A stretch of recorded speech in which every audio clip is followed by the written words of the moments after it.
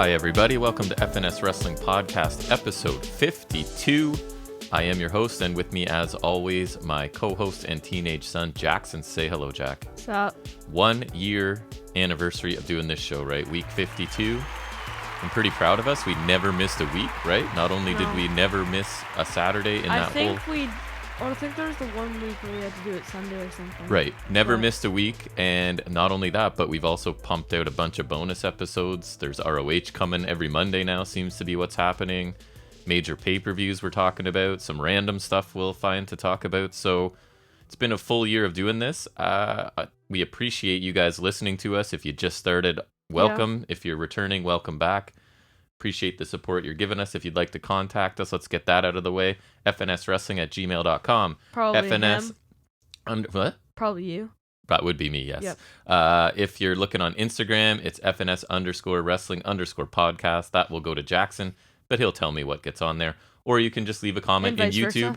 Mm-hmm. Yep. If you listen on YouTube, I don't know why you're doing that, but go ahead and leave a comment there, and if you want to, I'll respond to you there as well. Yeah. So yeah, pretty exciting stuff. We've made it to a full year. We do have something planned. We may sit down and record just something a little. Do you want to talk about what it's going to be, sort of thing? Basically, don't reveal any topics, but we've both put in topic ideas, and we're just gonna talk about a bunch of stuff. Like, yeah, just some of them are like kind of like just fantasy booking stuff, or like, just general wrestling nerdery, but not specifically not reviewing anything. Right. So if you think that's something that interests you, we may get around to that tomorrow or the next day. So just keep your eyes peeled, as my mother would say, for that. Should be coming out at some point. Speaking of my mother, that was so nice. We finally have seen some human beings who we are related to for the first time in a year and a half. Human beings we are related to. Wow, what a great way to describe that. My parents, which would be probably your grandparents, I'm guessing. I would assume so. They came for the first time in over a year, so that was really nice, as well as your aunt, which I assume would qualify as your mother's sister, who who we haven't seen in a while, so kind of felt a little bit normal. We're even allowed to have them inside our house at this point, which is crazy. Yeah, isn't it like 25 people now? Yeah, we're up to... We've got more restrictions lifted, so yes, you can have for social events up to 25 people indoors. Probably more than that outdoors. I think sporting stuff's starting to open. Indeed. The Blue Jays are even coming back, I believe. The Blue Jays are coming back. Don't gloss over sport ball. We love the sports. SmackDown had a crowd yesterday. SmackDown had a crowd yesterday. So yeah, I mean, I'm in a pretty good mood. I got to see people that I like that I haven't seen in a very long time, so that's kind of nice to see. Anything else new with you? Oh, we both downloaded the, not to give them a free plug, but the AEW. The AEW mobile game, the Elite General Manager. It's pretty good. I'm liking it. It's okay. I haven't gotten as far as you yet, but just tinkering around with it. It's something to do, and it's... and once you play the endless mode, it's more fun. Oh yeah, I haven't gotten there yet. I was just doing career or whatever. It's pretty good, though. But yeah, you can check that out. It is free. I'm sure there's purchases along the way or something, but it's free to get it at least. There always is in a game like that, but like I don't think they're necessary. Right. Necessarily necessary. Yeah. So anything else you want to discuss in this first little bit of banter that we love to do so much before we talk about wrestling? I've been making like a buttload of custom stuff because I'm working on WWE 2K. You should probably specify. Yeah, on a universe. You're building a whole universe of custom. I'm making a custom indie promotion, so I've made an arena. I've made 4 championships, I think, and then I made some customs, and I downloaded a few. Are these things that are accessible to other people as well? Like they can... I put them up. You haven't yet? I can technically, but... Yeah, cool. I haven't done that yet. I don't do that a lot. Like, I remember on 2K20 I did that a bit, but I haven't put anything. Maybe I will, just because...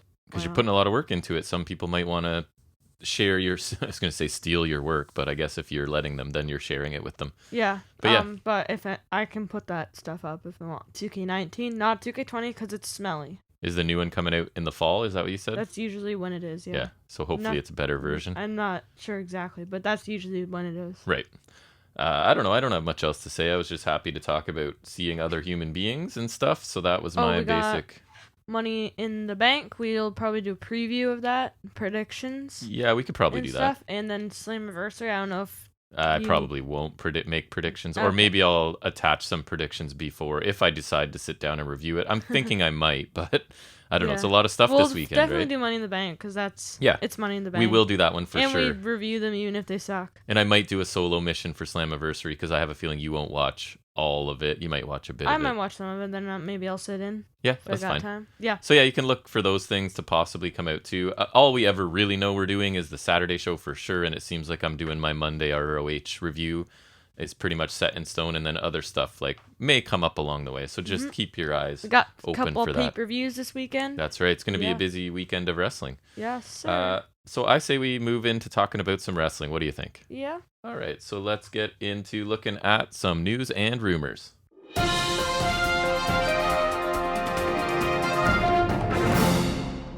So the ratings, we always start with this week's Tuesday live edition of WWE NXT drew a pretty solid 705,000 viewers on USA Network, up almost 8%, 7.8% to be precise, earned a 0.19 in the key 18 to 49 demographic, which is up 5.6%. And this is, just to give you a point of comparison, this is the most viewers for NXT since their May 4th episode, so that's a pretty good number for them. Wednesday's Fyter Fest Night 1 edition of AEW Dynamite drew a pretty much whopping 1.025 million viewers on TNT. Great number, up 17.68%. And just as a sort of point of comparison, Raw recently dropped down to 1.4. So the gap is not very wide at this point between those two. And Dynamite earned a 0.40 in the rating, in the demographic, which is up 21.21%. So basically, Fyter Fest 1 drew the most viewers and the best key demo rating for AEW since May 5th Blood and Guts show. So nice. Excellent ratings for both this week. Good week for NXT, great week for Dynamite. And Dynamite, to think that they've closed the gap even just for 1 week, that far with WWE Raw is pretty crazy because we're about 2 years into AEW's existence, and they're already like kind of striking distance, at least for 1 week. So that was pretty interesting to see. What do you have for us? So SmackDown was pretty eventful. We had the opener, which is the Bloodline getting a victory over Edge and the Mysterios. Yep. We had a main event with Seth Rollins getting the win over Owens, Nakamura, and who am I thinking? I did not watch. Biggie. And a re-debut. And a return, which was Finn Balor returning to SmackDown, interrupting and attacking Sami Zayn. But it did look like babyface Finn Balor, maybe, right? Well, yeah, he's been kind of face lately. Which is too bad, because I thought his whatever character he was doing, he seems to be keeping that, because it had like the Prince Tron and whatever, but it's just he seemed different to me, though. I don't know. It did seem a little different to me, too. He didn't do like the finger point thingy. Right. So he may have ditched it slightly, maybe toned it down. Because by far my favorite character he's done is what he was doing in NXT recently, so I was kind of hoping he would bring that.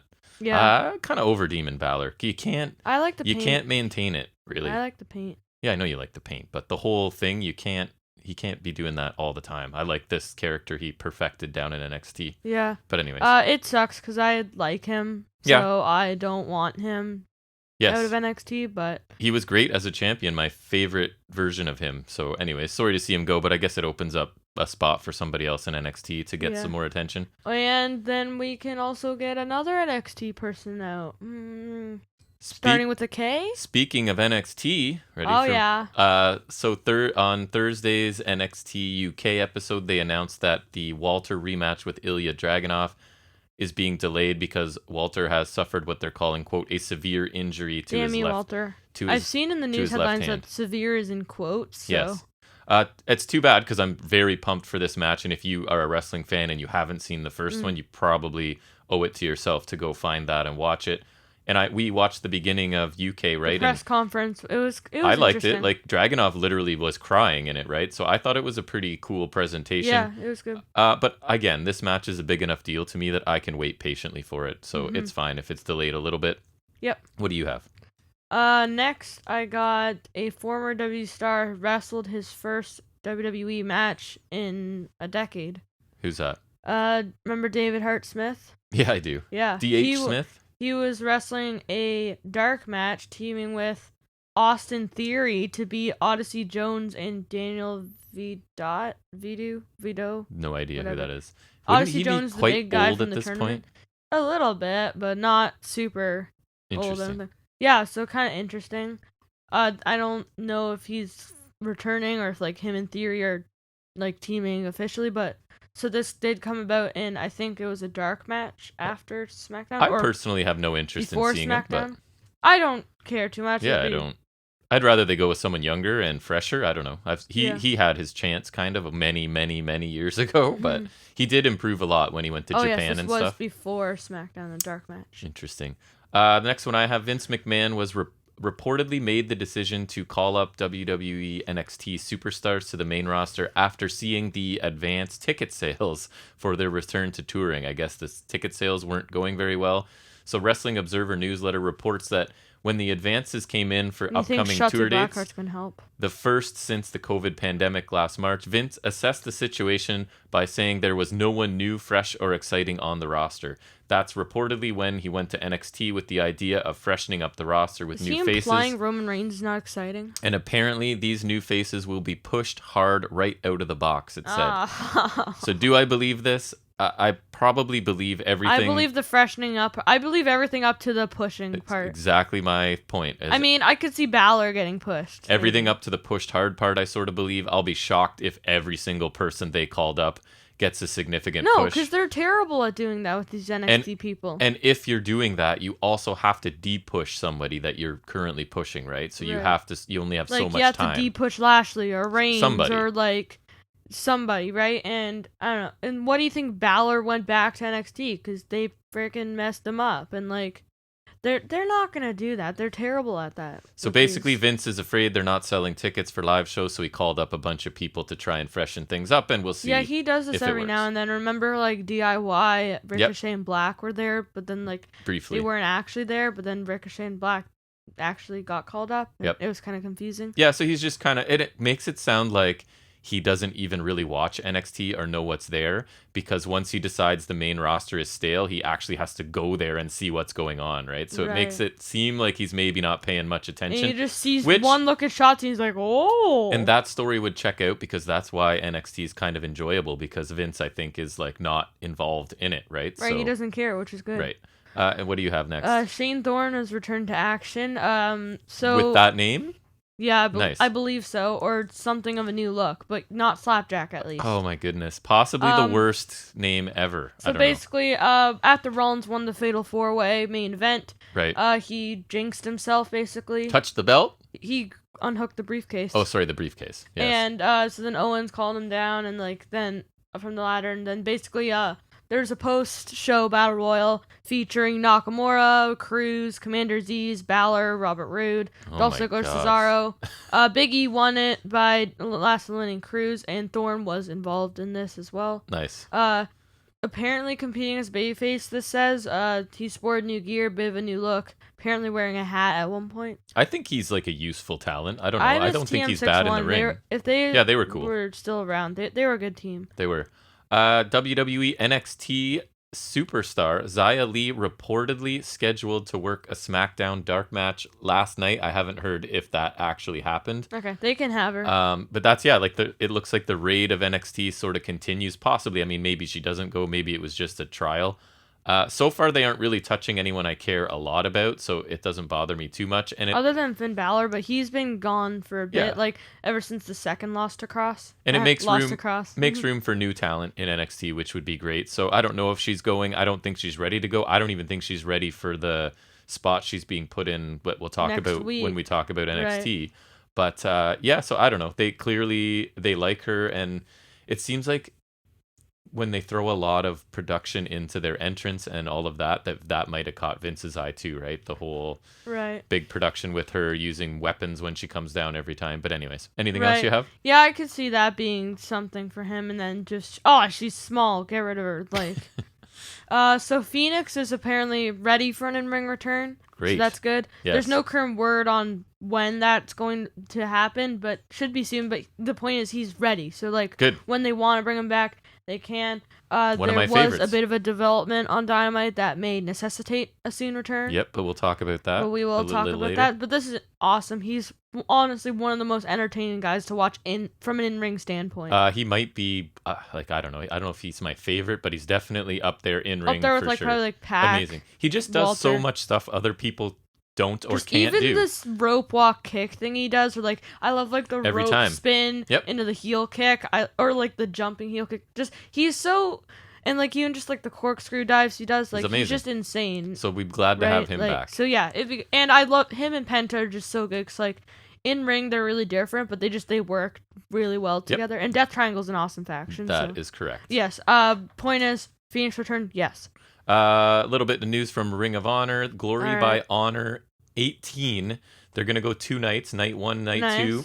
August 20th and 21st. That's probably good because their best in the world was a lengthy boy. Yeah, it was. Night 1 will feature the Flip Gordon Bandito Championship match. Really? And night 2 will feature the Matt Taven versus Vincent. I think it's in a cage possibly too. I can't remember. For Taven's Ring of Honor title. Wait, Taven's got a Ring of Honor title? He's got a title shot, sorry. So he has an upcoming title shot, and he's willing to put it on the line against Vincent because he and Vincent have been feuding forever, and it's not very interesting, frankly. Wouldn't you put the world title match on the main event night too? I was wondering that as well. But I also think with a new champion? I don't think, no offense, Flip Gordon's a super credible opponent, so that might be part of what it is. You could say he's Dolph Ziggler? There's definitely more time and energy invested in the Vincent Taven thing than Flip Gordon. So they're more concerned with that payoff. Yeah, and that, to be honest, Best in the World was really good pay-per-view, so I hope that this one is too. Anything else from you? Speaking of stuff, Nice. TJP was removed from the Fatal 4 Tag title match that he has its anniversary. They just said he's unable to compete. I don't really... It sounds like fake. So are they going to replace him with anyone? Yes, he's got there's a mystery partner who will team with Boss. So another way to debut somebody. And that is what Slammiversary, they're really pushing that this is the one where people It's the Black Thursday sweep up. Or the WWE spring cleanup. It's the no compete clauses are over. Let's go and bring in some people. I really don't want them to take Buddy Murphy. And again, we'll talk about it later. They definitely do tease. Do not take Buddy Murphy. They do tease someone specifically showing up. Hot mess. Last one I have is Dave Meltzer is reporting that, as you're sort of saying there, Impact Wrestling is making a major play to acquire Buddy Murphy. No. I think he'd actually be a great fit for them. I don't watch it. And imagine him starting in the X division and facing some of the guys in that division. Would be amazing. Just to me, it feels like a better fit for Murphy than AEW at this point. They've just added a bunch of talent at about his level, maybe a little bit higher, I would suggest. He could feud with Malachi Black. Yeah, I don't think they've got enough new talent. So I'm okay with this. I think that would be a cool addition, and we'll see. He'll make me watch them. I'll just watch them just to watch him, and then I'll just not watch anything else. Nice. I'll just watch him. Any other news for you? No. I am done. That is it. I am also done. All right, well, that will bring us into taking a look at our first in-depth review, NXT. which is me taking the lead and you contributing as we break down this week's NXT. Yeah.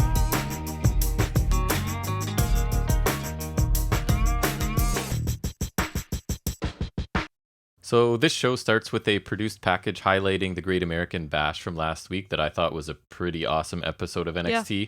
And then it shifts focus to the Cross Gargano match that's the main event tonight with Samoa Joe as the guest referee. Just a little reminder of that.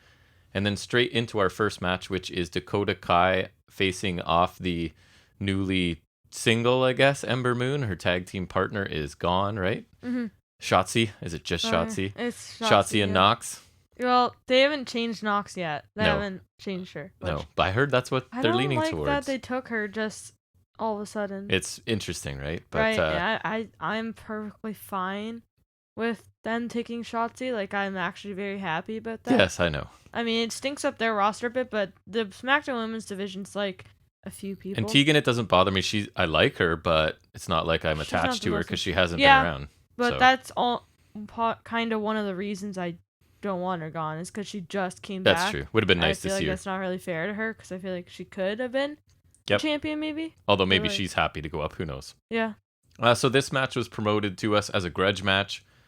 to start out this show, because yes. these two have had issues lately, and now Ember Moon's sort of been left all alone, and she's got to face Kai and Gonzalez at ringside as she's heading into the ring. So this match starts out, and they do actually, commentary does acknowledge that Shotzi was selected to go to SmackDown, and they show even a supportive tweet from Ember Moon talking about it going, so it's not like they're hiding that fact. It's kind of painfully obvious. I guess they kind of have to address it somehow, right? Well, yeah, and it's all within their universe, That's I right. guess, so, it's not like she left the company.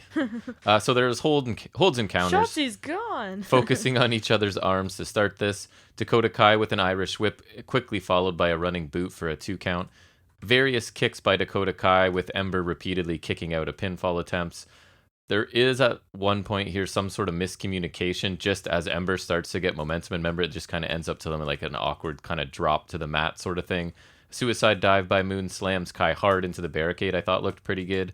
We're told we're going to get picture-in-picture just to update people. We did not for this match. So if anything exciting happened, we missed it. We don't get a lot of the NXT picture. No. AEW's been better for us. I remember. But it's funny how sometimes, like, why... I don't know. Sometimes we do, sometimes we don't. Between but companies. AEW's been like, I remember it used to be like, we'd be lucky to get one. No, because it was a running joke, because JR would go out of his way to talk about it, and we wouldn't get it. No, but yeah, it's been better. But I find NXT. Remember, there was the 1 week where we got like the commercial break wrestling. Oh, that's right. And they just kind of funny. Hung around, yeah. Yeah. So Kai uses the ring post during a commercial to gain control. They showed the replay of that, so we did get to see it. Suplex by Dakota Kai, but Moon fires up, lands a flurry ending with a boot, a neck breaker, and a suplex. Springboard crossbody by Ember Moon, the scorpion kick from Kai, a running high boot, twisting DDT from a scorpion death drop grip, ? I didn't quite know what to call it, but that's my description. Oh yeah, the thing that Kai did? Yeah. Right, yeah, I don't know what that was. It was really weird. It was weird. And like, it looked like she kind of like threw Moon, and the Moon took it like a DDT. It looked like, I don't know, like Moon shouldn't have sold it that much. Like, yeah, I don't know what they were doing, but like Kai kind of released it, and the Moon was just like, oh, on the head or whatever. Like, I don't know. It was kind of weird, but it was interesting. A little bit later, you can hear Gonzalez yelling at Moon, telling her she's nothing without Shotzi. We get a Frankensteiner by Ember Moon for a 2 count. Yeah, I would agree. Moon ends up on the apron. Kai grabs both of her arms, pulls Moon over the ropes onto her shoulders, onto Kai's shoulders, that is. And we get the go-to kick by Kai, and she picks up the 3 count over Ember Moon. Xia Li suddenly comes out, walks right past Dakota Kai. I think the crowd kind of went like, ooh, as she walked by Dakota, right into Gonzalez's face. Gonzalez sort of holds the belt up and seems to be accepting some sort of challenge for the NXT Women's Championship. Lee leaves, and Gonzalez actually looks slightly concerned here. What did you think? So I like this match. It was good. They're both, I like them both. Me too. It was a good choice for an opener, but I feel like they're capable better and have done better in previous matches that we've seen. I'm happy that Kai won, as it seems like she doesn't get that luxury. That's funny. That's nowadays. One of my first things, yes. And I'm not loving the prospect of a Lee versus Gonzalez feud, because I honestly don't find the whole Xia Li Tian Sha thing that interesting anymore. And I don't think Gon should have another heel versus heel main feud, because her first defense was Mercedes Martinez. Right. And that was heel, right? Because she should be established as a monster, and I think that works better against people like Ember Moon, where like they're a clear defined babyface, right? Yep. And I don't like Lee walking past Kai. I know that's like the running thing, and I think it makes Kai look kind of dumb, and it's planting the seeds for this breakup that I don't want. And they keep putting little breadcrumbs in that trail, right? Right, which I just don't think you need to do that. I think they're a great team. They are, but they could drag it out long enough that I could get enough of the great teaming. Maybe if they do good enough, but I'm not thrilled with that prospect. So this is overall good, but the aftermath not the best, I guess. I was happy to see Kai pick up a clean win too, with no interference really from Gonzalez, I forgot to mention that, yeah. I thought this started out slowly. There was an awkward spot in the middle. The rest was pretty good, but I don't think it was up to the standard of either of these two women. Right. They are both capable of better. Mm-hmm. There were some good stretches in it that I thought were good, but something seemed a bit off at times to me for some reason. It did get a lot of time. It was a decent match for sure. I don't think it was a great opener, but it was okay. I don't think Xia Li, as she's been built so far, is ready for Gonzalez either. And they did reveal to us that this is next week. Yes. And, like, way to make that feel big time. Well, I guess that's why, because they know it's not, right? So it's just sort of something. Right, but, like, I would appreciate something. Yeah, I'm not sure what to think of Xylee's involvement here. And I just think, again, the heel versus heel thing does not really benefit Gonzalez this early into a run. Right. And this would be the first of many, like, new directions on this show for people, right? There's a lot of stuff suddenly, like, shifting gears on this show. So commentary, I thought they sort of suggested the match might have been that night. They mentioned it, but obviously that doesn't happen, and it's going to be next week. So Mackenzie speaks with, or spoke with, I guess, Diamond Mine, because it's one of those earlier today bits. So Bivens says that they build with the best talent and the best coaches, and it's an open challenge time, and they want to make money tonight. Bobby Fish walks up. Right, this was from earlier today. Right. Quickly accepts the challenge. Bivens says Fish can face Russ tonight, and Bobby accepts that deal. Fish and Roddy exhibit some tension. They sort of stare at each other to end the segment. What did you think? So I like this. And so Bivens seemed to confirm Suzuki as a coach. Right. He called Strong a fighter, Suzuki a coach, and Russ a prospect. He did. Accurate. I like this as another way to get over the whole concept of Diamond Mine, which I think it's a pretty cool concept.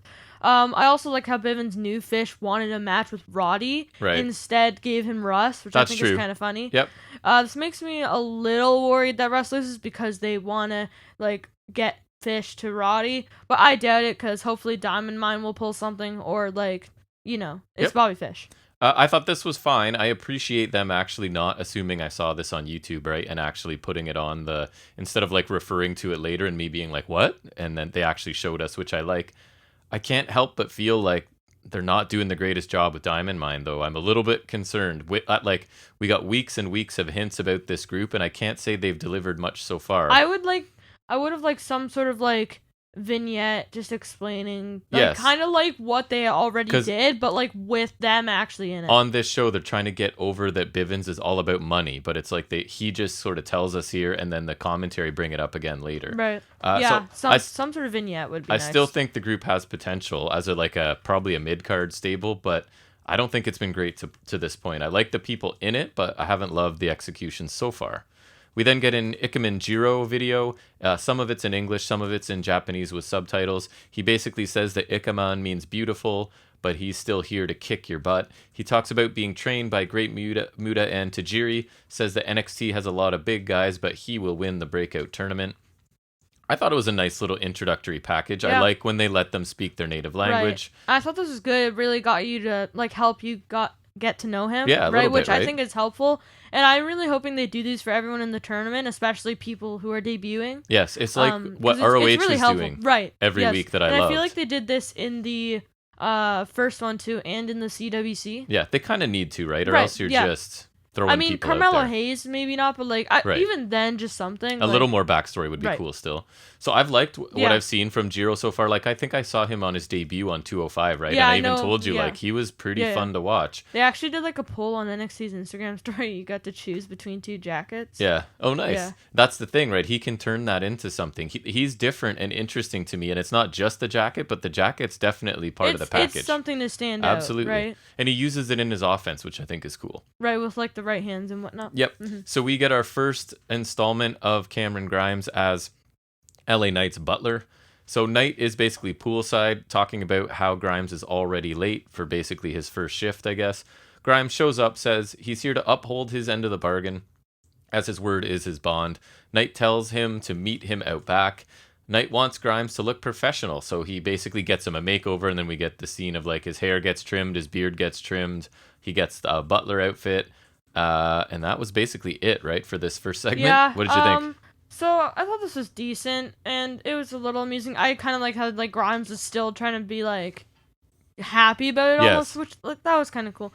I assume there's going to be another part later in the show, which that's just how they do it usually. Right. You could tell that this wasn't the end. There wasn't much to this, just like kind of the start of it, and it was okay. Yeah, I thought it was just okay. It's only the first segment, and it's all kind of about if the payoff it's usually 3 segments, right? If the payoff's there, then I'm okay with it. Right. At this point, I guess the point is the makeover backfired because I think Knight was hoping that Grimes would hate the process, right? But he actually liked it. So I think that's the point of this one. Yeah. And again, I didn't love it, but I didn't hate it either. I'm always hoping for better with Grimes. This was okay. We then get the match that they talked about a bit earlier, which is Tyler Rust versus Bobby Fish. So Barrett tells us that he spoke to Bivens and that he doesn't give out many details, but that Diamond Mine is all about making money. So it's even like, we talked to the manager of the faction and he won't tell us much about. Well, that's not very helpful, right? Like we're trying to learn, man. Yeah, Russ got like a half entrance and they didn't use his theme. Right. He had to use the Diamond Mine theme like a chump. Yeah. I mean, their theme's good, but Russ has a better theme. And it was funny, Bobby got no entrance, so I take back the he might win notion. Yes, he's, I think his role, I'll talk about it, as being defined a little bit. And I noted that Russ got a new color scheme for his gear, because he used to wear kind of like a dark brown and whatever. Yeah. He's got like the gray and blue on the trunks and the black kick pads, kind of the Diamond Mine color scheme. Yep, so I was looking forward to this match. I know you were really excited for it, and we'll see how it goes. I've been really impressed. I think we both were really impressed by Rust when he kind of came onto the scene, so I just want to see more of him. The crowd chants for Bobby Fish right away. Yep. We get a backdrop suplex early from Rust. He then works Bobby Fish's left arm. Bobby fires up, but Rust slows him with a submission hold. We get an exploder into the ropes by Bobby as Strong gets on the apron for a distraction. And then it's just a chop block and basically a kick to the head by Rust off of that distraction. Yeah, I was like, Fish loses to a roundhouse kick? And it's enough to earn the win. Kushida runs out of the stands with runs out to stand with Fish, and Diamond Mine sort of escape the ring. What did you think of this? I think that kind of confirmed their place on the card. Yes. At least for the time being. Cruiserweights. This was fine, but I wasn't really a fan. And the reason I wanted to see Russ wrestle again was for something like his Ciampa match. And I honestly think, like, despite his kind of current placing, Bobby Fish is a good talent, right? Like, he is. He can wrestle, no doubt. And they could have done that, but they kind of half-assed this, and it's just a quick mess squash with, like, a distraction. Yeah, the Athens is just to set up, I guess, Strong kind of going for the Cruiserweight title. And it does show us where they are on the card right now. Yep. I was disappointed in this too. It barely got started, and then it ended kind of suddenly and not on a distraction finish. Not very impressively. Even what he hit after the distraction wasn't. He couldn't exciting. have hit his flippy snapmare doohickey. Right. Like, so again, disappointing. I think these two could easily have had a pretty good match. I was really looking forward to this, and I don't think this showcased anybody here. So I wasn't a huge fan. Yeah. Again, like, what exactly are they doing with Diamond Mine? Because the whole idea was, they train, and they're fighters, but then in this tiny little match, they need a distraction finish, right? So, yeah. I don't know. I'm going to be optimistic because I like this group. I know, they look good. Cool, so. We'll reverse roles. You be optimistic and I'll be skeptical, all right? Just because I think Roddy's good, Russ is good. I think they're good. They just need to. So far, I don't get what they're doing. Yeah, that's fair. And Bobby Fish, it feels like, is kind of being cast as the talented veteran loser of matches guy on the roster. He's replaced Cassius Ohno. Yes, it seems that way. So then we see Samoa Joe. He's in his referee shirt. He's watching Cross sort of hit a heavy bag as Scarlett's sort of standing there too. Joe reminds Cross to protect himself and obey Joe's commands during the match. Cross is basically ignoring him, so Joe gets in his face. Cross warns Joe that he might be the one to get dealt with. Joe says that he'll take that as a yes, and he walks away. Thoughts? So this was fine. I wrote, I hope he screws Cross. Yeah. Like, of course. It was good. I thought it was really brief. I thought Joe's intensity was good, as it pretty much always is, right? And really, I mean, we've said it the last couple of weeks, he better be getting back in the ring to wrestle at some point, right? Because And I think by the end of the show, you'll kind of see. Yeah, it seems to be setting up a confrontation at some point. Joe, I'm thinking maybe, how about we say Joe takes the belt from Cross, then addresses the tension with Dunn. Or my other dream is Walter comes over to challenge Joe or get in the mix there somewhere. That'd be so. But then I kind of want Pete Dunne though. I shouldn't fantasy book. So the way enter the building, I'll never give it to you. The way enter the building, and Beth stops Indy to ask about Dexter Loomis. Yeah, that's smart. Indy says that Dexter put her down after he was carrying her away from their match or whatever, and was a perfect gentleman. Nothing happened, even though they both probably wanted to. The timing wasn't right since they had just lost the tag team titles. Beth tells her that sometimes you need to take a chance. Thoughts? So I wrote, I can see it coming from a mile away. Beth told Indy to take a chance. It's going to end up costing Gargano, which was my fear. Mm-hmm. And that's just, I swear that better not happen, because I would be really mad if that happens. Right. Because, like, and Beth Phoenix was in a segment. Gross. Yeah, I'm already not a fan of this story as people know. And you throw in Beth Phoenix. And that was the next point. Adding Beth Phoenix isn't going to help. It wasn't really bad per se. This just isn't something I'm interested in. No, I agree too. Like, if they were to do a love story thing, if it was good, I guess I'd be fine with it. But like even then, I just don't really need that because it's kind of off on its own. It's not even part of like wrestling stuff. It's just their little love story. It's not. I don't know. It's kind of you can't even really incorporate it into matches. Right. That's what I mean. Right. At this point, I mean, they tried for a while, right? Remember I pointed out Beth's overreaction to their situation last week, so I guess that sort of explains it because she was getting involved with it this week. She just loves love, I guess, you know. We then get a quick match with Gigi Dolan versus and Saray. She's married to Edge, so I dislike her more. Oh, Beth Phoenix or Gigi Dolan? Just kidding. Beth Phoenix. We see another network exclusive, not so exclusive, where Dolan challenged Saray. If you're watching this on the network. She did say some stuff, but basically she was challenging Saray since Toni Storm wouldn't accept the challenge and is now gone. Yeah. I thought, even just in the little promo, Dolan did show some personality. I don't know much about her, though. I don't know if you had thoughts on the promo. It was good, but yeah, I don't know a ton about her other than that she was a person before on the indies. So she got a little bit of offense here. I would say this is a little more than an enhancement match for Saray, but not much more than that. Standing holds and counters to start. I would really like, for Saray, like another match like that Zoe Stark match. Kind of like Russ, where they both kind of debuted in like a, not an enhancement match, but like an actual kind of legit match. It's funny you say that. Right? Like I kind of want to see Saray. If it's a rematch with Zoe Stark, then sure. Yes. If it's like Candice LeRae, she's a tag team champ now. That's true. Okay, fine, Candice LeRae, like someone. Like I just think I want to see, because I thought she was really good in that. Yeah, I thought that was really good. Funny you say that. Saray headlock takeover early on, and it looked like it drove Dolan's face kind of into the mat, and she kind of checks herself for blood after. So I don't know if that was just part of the gimmick, or it looked a little bit more real than it was supposed to, maybe. Anyways, surprise, surprise, Mandy Rose comes to stand on the ramp. I was furious when if they're going to return people to NXT, this is not the choice I would make. No, but like anyways. Ricochet, Nakamura, like Asuka, not Mandy Rose. I hardly even remember what she did in NXT. I remember her being in one match, and that's it. And the crowd agrees with you. They start chanting, "You don't go here," right? Right, like. And when you find out why she's here, it's even worse. I'll just say, she got traded for Aaliyah. That's right. Aaliyah. That's just the worst trade. Well, I mean, it might be a fair trade. Then it's fair. It's a fair trade, but it's a terrible trade for everyone involved. So we get a chancery with a leg lock by Saray, STO by Dolan. We get the kind of when Saray follows her into the ropes, hits a drop kick, and then that nasty running drop kick she hits when her opponent's sort of sitting against the ropes. Exploder suplex by Saray for the win. What'd you think of the match? So hold on, let me find it there. So I thought this was good. Another match to make Saray look good, but I like to see Gigi Dolan in something other than losing enhancement matches. Yep. And on another note, why the hell is Mandy Rose back in NXT? They did a good thing. They took Toni Storm to SmackDown, and they got rid of Shotzi Blackheart. And now Saray and us have to deal with Mandy Rose. That's right. Like, Mandy Rose. I can't decide if that's worse or not. I honestly don't know. I know she was in NXT in like 2016 or whatever. She was on Tough Enough in 2015. To be fair, I don't remember I thought her last match with Sonya Deville was pretty good, actually. Yeah, but so there's potential to have a good match. That was Sonya Deville. Yeah, but she's not known for being like Kurt Angle or anything. But she's good. But anyways. She sucks. I don't need her anywhere near NXT, and here she is. Yep. I don't love seeing her in NXT either, but it sounds like she was basically replacing call-ups and Aaliyah, because they sort of raided the women's division a bit, right? So they thought giving us Mandy Rose would help? I don't think they cared. They just wanted to switch people around. Saray looked the same as she always does. I think she needs to start doing something else. This was fine, but basically an enhancement match.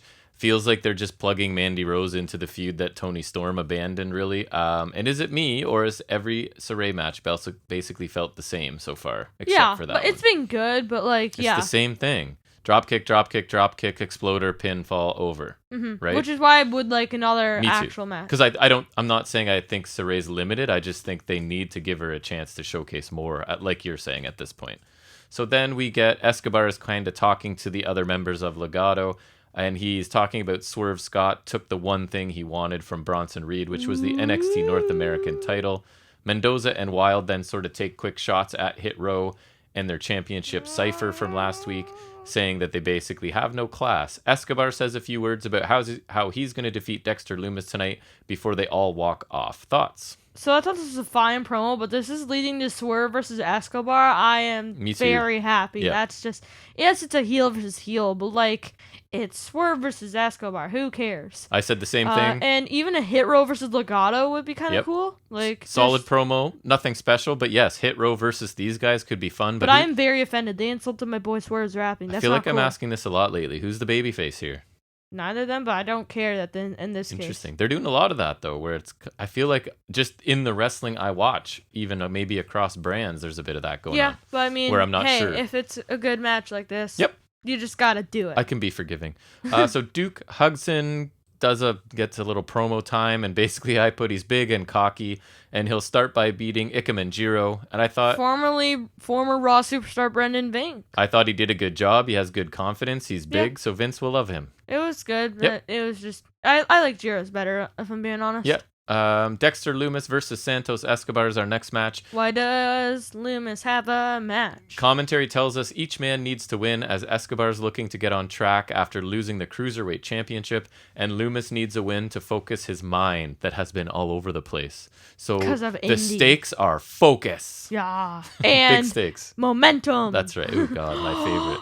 They are both looking for momentum. Yeah. Yeah. Focus momentum and title momentum. That's right. Different kinds of momentum. But no momentum nonetheless. Yes, momentum. It's all about the momentum Always. here, ladies and gentlemen. Fez pressed by Lumis, followed by some slithering, and Escobar escapes to the floor. That's fair, no? Yeah, but like just the fact that like that's in your match description. That's fair. Pardon? Slithering. What? Lumis starts to drag Escobar under the ring as Legato comedically sort of pull Escobar to safety, and Lumis kind of pops out from under the ring. High double knees to Lumis in the corner. Top rope Rana by Escobar for 2. Escobar's in control with basic corner offense for a while before he hits 2 amigos and then a backstabber after that. Lumis later with a clothesline to stop Escobar's momentum. Punches and a bulldog by Lumis. Side effect by Lumis, and Legato sort of distract the ref and pull Escobar out of the ring.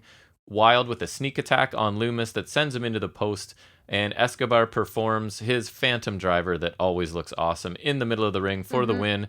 Hit Row are then shown on the ramp as Legato go to leave, and they sort of exchange words as they cross paths. What did you think? So I thought this was a fine match, and Escobar's done much better, but I just don't find Lumis's matches that interesting. That's not even because I don't like him. No, like I'm trying to look at it as a match. Yep. He just tends to do the same stuff, and I just don't find his style that interesting. It's too slow at times, and just it bores me. If I'm being honest. I have liked Lumis matches in the past more than you, but I'm kind of on board with you. Right. I thought this at times was slow and plodding, right? And Escobar matches, I don't think they're known for that, but I think Lumis matches are. This was about as uninteresting as you can make Escobar, I think. Right. Lumis did not do much here, and even when Escobar was in control, it's like he limited his offense to more basic stuff than he usually does. I don't know if he needs to with Lumis. I don't want to say that, but I don't know the reason. At least Escobar got a decisive win, got to interact a bit with Hit Row, which is something I want. Yeah, I like that interaction after. It's just like they're all kind of arguing.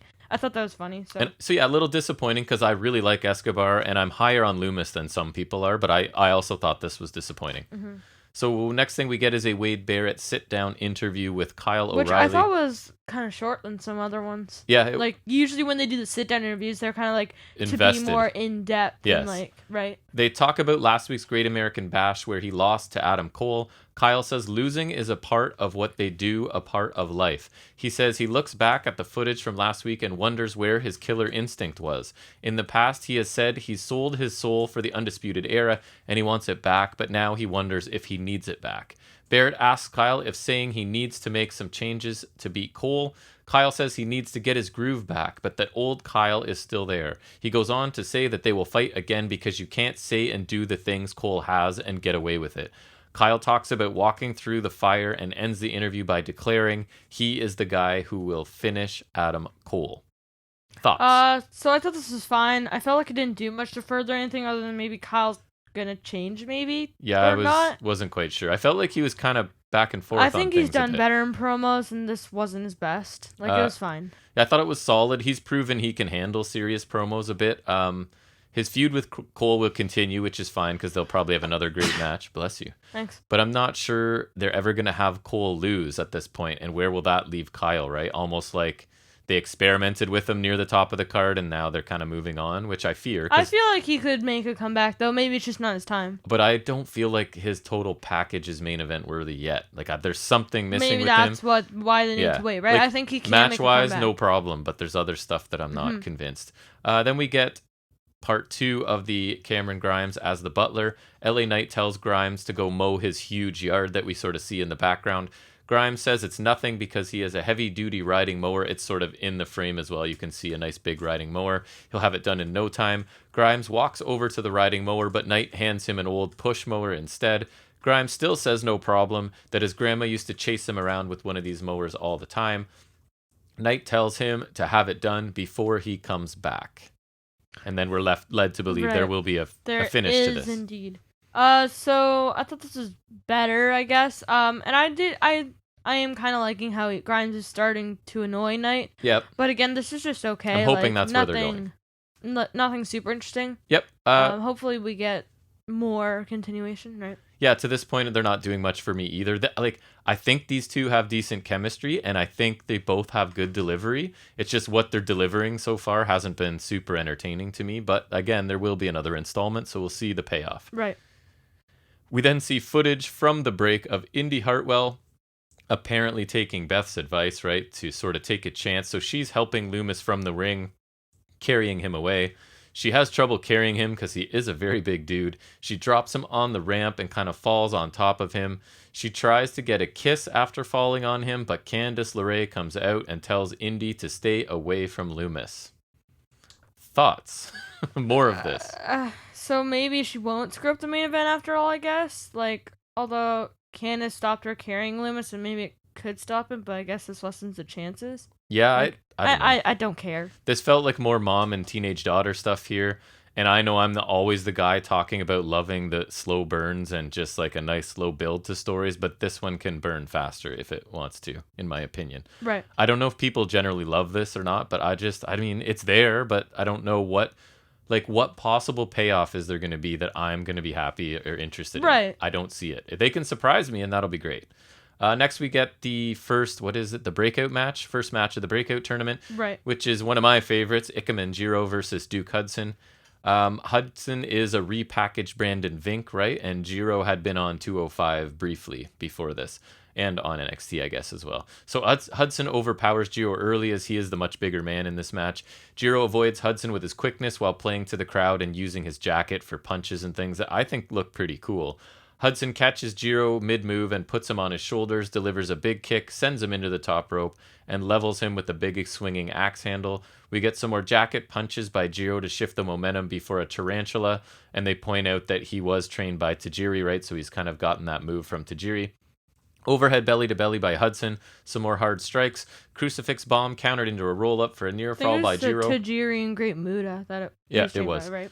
Moonsault from the top to the floor by Jiro, who sells sort of a bad landing. Flurry by Jiro, and a sudden boss man slam, basically, by Duke Hudson for the win. And unfortunately, Ikemen Jiro is eliminated from the tournament. What did you think? I thought this was a pretty good TV match. It wasn't my favorite match or anything, but I don't think it was bad. I thought Jiro had some good offense, and I like his unique style with the jacket. I am kind of surprised Hudson won, though, but good for him. We can hopefully see more of him. Yeah, I thought this was a good TV big man, little man match. I find Jiro and his antics entertaining. Hudson looked decent in his re-debut, I guess. I was hoping Jiro would win as well, but with WWE's recent recommitment to size, this result probably shouldn't surprise me. I thought it was a decent start to the tournament. Nothing overly special, but both guys looked good enough, right? No mistakes, no problems, really. Mackenzie Mitchell is backstage with Pete Dunne and Oni Lorcan. She says she knows Dunne will be watching tonight's main event closely. Dunne wants to make something clear. He doesn't care who wins tonight. He tells Mackenzie to go find Johnny Gargano and ask him who the baddest man around here is. Then she should ask Karrion Kross what happened when Dunne put Kross in the triangle at TakeOver. Dunne goes on about how he can beat them both because he's the best technician in NXT. Thatcher suddenly appears, asks if Dunne is the baddest man or the best technician in NXT, which I kind of like, right? The idea that if you're saying you're the best technician, now I've got a problem with you. I don't care if you say you're the baddest one, but as soon as you say you're a technical wizard, I got a problem, right? Dunne asks Thatcher who's asking as Tommaso Ciampa runs in and cracks Dunne with a nice-looking forearm to the face. The two teams continue brawling as security and officials try to break them up. What did you think? I thought Dunn was really cool, just not caring about who wins. He made a good point about Cross. I didn't love Thatcher and Ciampa coming in because Dunn's clearly above a tag feud, especially if he's teaming with Oney Lorcan. No offense to him. I agree. Unless it's a one-off match, because I feel like that'd be a really good match. But it's still just delaying what I want from Pete Dunne. But, I mean, to be fair, if Cross might be occupied, right, till TakeOver. Mm-hmm. So this could be something for Dunn to do. If it's a one-off match, I'm fine with that. Nice. I thought Dunn, he had some pretty decent logic here. He sounded good. The sudden attack looked pretty intense. It looks like these guys in a tag team match, which is, like you're saying, isn't my preferred spot for Dunn, but the match will probably be pretty good. I would prefer Dunn goes sort of lone wolf. I'm the baddest guy. I don't need to align myself with anybody to prove it sort of thing. But these guys will have a good match, I'm sure. We then get highlights of the way losing the NXT women's tag team titles to Io Shirai and Zoe Stark last week. And then we move into a women's tag team match, I guess, sort of showing us what's going on in that division for the new champs. And it's Casey Catanzaro and Kaden Carter versus Aaliyah and Jessie Kamea with Robert Stone as they make up the ever prominent and prestigious Robert Stone brand who never ever accomplished anything ever. The best team in all of NXT. So this was sort of a battle of lower card teams, I guess, looking to gain momentum and move up in what I think is a somewhat high stakes match, a thin division, I would call it, right? Thin. A little bit. Kamea and Aaliyah isolate Casey Catanzaro early. Northern Lights suplex by Aaliyah. Frequent tags by the heels. They continue to dominate Catanzaro early on. There's a blind hot tag a bit later to Carter. She takes out Aaliyah until there's a hair pull that stops her. Chaos as Stone tries to give Aaliyah his shoe at some point. Kamea is sent outside and Catanzaro hits a crossbody off the steps that looked okay, not perfect. Then a 450 into a neckbreaker to Aaliyah while Kamea is still out on the floor. Catanzaro and Carter get the win with what I think is a really cool looking finisher, to be honest, that 450 into a neckbreaker. Right. After the match, Aaliyah shoves Stone out of frustration. They argue in the ring. Aaliyah slaps him hard, attacks him in the corner, and leaves as Kamea remains sort of looking confused. Where is Aaliyah going? Oh, wait. Frankie Monet walks down, exchanges a look and a few words with Kamea, and Kamea leaves with Frankie Monet. Talk about it all, buddy. Go ahead. So I wrote, Aaliyah turns face. Who cares? Kamea joins Monet. Who cares? This was fine, wasn't that long, wasn't super interesting. I guess the babyfaces look good, but it's hard for me to care. But a match involving the Robert Stone brand. Aaliyah turning face has to be the dumbest and most pointless thing ever, but I guess I don't care at all, because she's going to Raw. She's gone. Well, that's and it's Aaliyah. I don't care about the Robert Stone brand breaking up or whatever happened. And I don't want Monet around these dorks, but that's what we're getting. So, yay. Yeah, I pretty much loved the last Catanzaro Carter match. Remember, I was borderline blown away by how good it was. That was against Kyle Gonzalez, wasn't it? Right. So, yeah, that was good. This wasn't as good as that one, but considering the caliber of opponent here versus that one, this was fine. The match was laid out pretty simply, right? The heels dominate, hot tag, quick flurry, cool looking finisher, and we're out of here, sort of thing. So the aftermath was fine, but who really cares at this point? What's with these you're moving around parts that I don't really care about at this point. The only person I do is Frankie Monet, right? And I don't like her position right now in this spot she's in, but I will see where they go, I guess. So Joe basically has the same conversation with Johnny Gargano that he did earlier in the show with Karrion Kross. And Gargano's playing it differently, right? He's trying to act like he and Joe are buddies, offers Joe a t-shirt, but Joe just sort of walks out. And as he walks out, he runs into Pete Dunne in the hall, and they just say nothing but stare at each other, and it's super interesting to me. It really feels like we might get a Dunne Joe match. Why else would they keep doing this? What did you think of this little interaction? I liked it. I like Gargano trying to do that. It's just kind of amusing. I like the contrast, right, between him and Kross. And another Joe and Dunne interaction is great. Yes. This is just... And they don't need to say anything. Match. They just look at each other, and they can build to this to TakeOver or after TakeOver.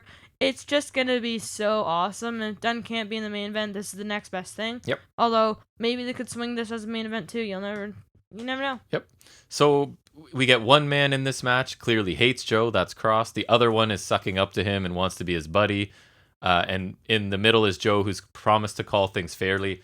So, to me, at this point, what it looked like to me was it's a recipe for Johnny to lose, with Joe sort of begrudgingly having to announce Kross as the winner, right? Because he hates Kross, but he's also a man of integrity. So that's sort of like the wrestling situation that commonly happens seems to be what's going to happen here, but we'll find out. But before that, we're going to get Grimes as a butler, part 3.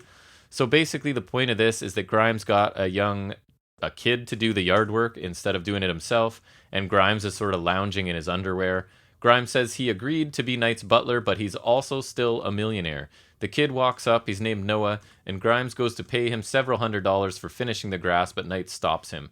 Knight has a strict no-kid policy on his property. The kid ends up kicking Knight in the shin, and Grimes knocks Knight into the pool. Pretends like kind of making plays it look like it's an accident, yes. Right? What did you think? So again, I thought this was fine. Kind of running theme with these segments specifically. But probably the best of the 3. I like Grimes paying someone to do his chore, especially as a kid. Right. And because he's still a millionaire, and I do like him kind of like trying to beat up Knight, kind of, but like playing it off like, oh, I didn't mean to, sorry. Like, yeah, I think what they're doing, and I didn't love this, but this was my favorite of the 3, I guess. They're not funny, but I think maybe what they're going for is whatever Knight tries to do, it's going to backfire on him, right? So I will get on board if they keep doing this, the idea where I may be your butler, but I'm still a millionaire, right? So it's like Knight wants to humiliate Grimes by making him do all of these things, and Grimes can keep finding a way to use his money to get out of actually doing them, right? So that all of the things get done and he's meeting his responsibilities, but he's not actually doing it himself. So that story could work. This was my favorite of the 3, like I said, but none of them I didn't really think were great. And it's Cameron Grimes, so it should be great, let's be honest. So Adam Cole is in the ring, and he's going to get a chance to speak now. He takes the mic, says he feels good to say that he told you so. He told the world he's better than Kyle O'Reilly, and he proved it at the Great American Bash. He's also proved he's the greatest NXT superstar in the world, and that Kyle's win at TakeOver Stand and Deliver was a fluke. Cole goes on about how pathetic Kyle's earlier interview was. Kyle should highly reconsider wanting that rematch because they know Cole will embarrass him again. Cole is tired of talking about O'Reilly. He wants to talk about Samoa Joe. He mocks Joe, brings up how Joe put him in the coquina clutch, then did nothing while Kyle O'Reilly attacked him, which I did find amusing at the time. Yeah. Cole says Joe is nothing but an overpaid security guard in a suit, and he doesn't scare Cole. Cole would call Joe out, but he knows he's not man enough to come. Cole knows no one else in the locker room is man enough to face him. Then music hits, and out comes Bronson Reed. Reed talks about how Cole is a manipulator, and now that Reed no longer has the North American title, he has nothing to lose. He goes on to say all eyes are on him, with everyone wondering what he's going to do next. Reed says since Cole is NXT's golden boy, he sees Cole as his golden ticket. Not a bad line, I thought. Cole goes to super kick him, but Reed anticipated that and catches it. They briefly brawl. Reed ends up running over Cole, sending him to the floor, retreating. Cole looks on from the ramp until Joe's music hits, and out he comes. Joe stops, and he and Cole now have a little bit of a brief stare down. Joe enters the ring as Bronson Reed watches him. Joe gives a brief stare to Reed as we see Cole heading to the back, and it's time for the main event. What'd you think? So I thought another good promo from Adam Cole. I thought Reed did pretty good as well. Feels like a downgrade for Cole if this is a feud. No offense to Reed, right? But like he was kind of at the top of the card with the O'Reilly feud, like the upper, like just below the main event is what I mean. But I am really happy that Reed is still here though, because I do like him now. So I'm happy he's still here with all the recent roster movement there's been. And he was even up on main event, he had right? Like the main event and the dark match. I kind of expected he was going. Right. So that's why I'm happy about this. Hopefully it's maybe just a match next week, kind of like Gonzalez and Lee. Yes. And maybe O'Reilly will get involved, because I do really want to see a tiebreaker match just to give us some closure on that feud. Yep, and they still are talking about each other, so it seems like we'll probably get it. I think Cole's a master on the mic, especially as a heel. Even in this, right, he can shift from topic to topic, humor to serious, cocky to intense. He was good here, as he always is, I think. I liked Reed here, too. He was a little bit more serious. His challenge of Cole makes sense from his point of view, I guess. A smart division of labor here. Cole did the majority of the talking, and then Reed can sort of lean on his physicality a bit more. I do think it's a bit strange that Reed's basically abandoned the North American title scene without even so much as a rematch, which is such a trope of WWE, right? Like, you lost, you get a rematch sort of thing. So Right. he's just bailed on that, which is weird. I didn't think about that, but that is kind of interesting because that is like they literally used to have a rematch clause. Like that's what I mean. Right. Like people on this show, like it's almost like, and I'll say it later in my final eval, like it's almost like a little bit of a reboot. There's a whole bunch of people just going off in new directions all of a sudden. I would have liked at least maybe a rematch because I think Swerve and Reed are cool together. So. It's just odd in WWE that it's just you had the belt briefly, you lost and it, and not you're even gone. like something like maybe he's trying to refocus or like nothing. Maybe because Gain he's momentum. a baby face, right? Maybe he's a baby face, but though like he wants to like maybe earn his way back up, not necessarily momentum, but like earn his way back up because he is a baby face. But no, like, he's moved just, on. Right, just like something like. We come back from the break, and Frankie Monet is backstage with Robert Stone and Jesse Kamea, so hopefully we're going to get everything clarified, right? Mm-hmm. Stone is asked if Aaliyah is still part of the group, and Monet says the Robert Stone brand will no longer have to worry about Aaliyah. Mandy Rose walks up, says it looks like the brand is under new management. Monet laughs and smiles as Rose walks away, and Stone looks disappointed. Tell me what happened here and what I can expect. Please. You can expect Mandy Rose to stink up the joint. But what's the faction? Who's in it? The faction's dumb. Probably Monet and Kamea. The faction, and Mandy Rose? And that would make things worse. And Robert Stone's... And why is Monet near this? And Robert Stone is...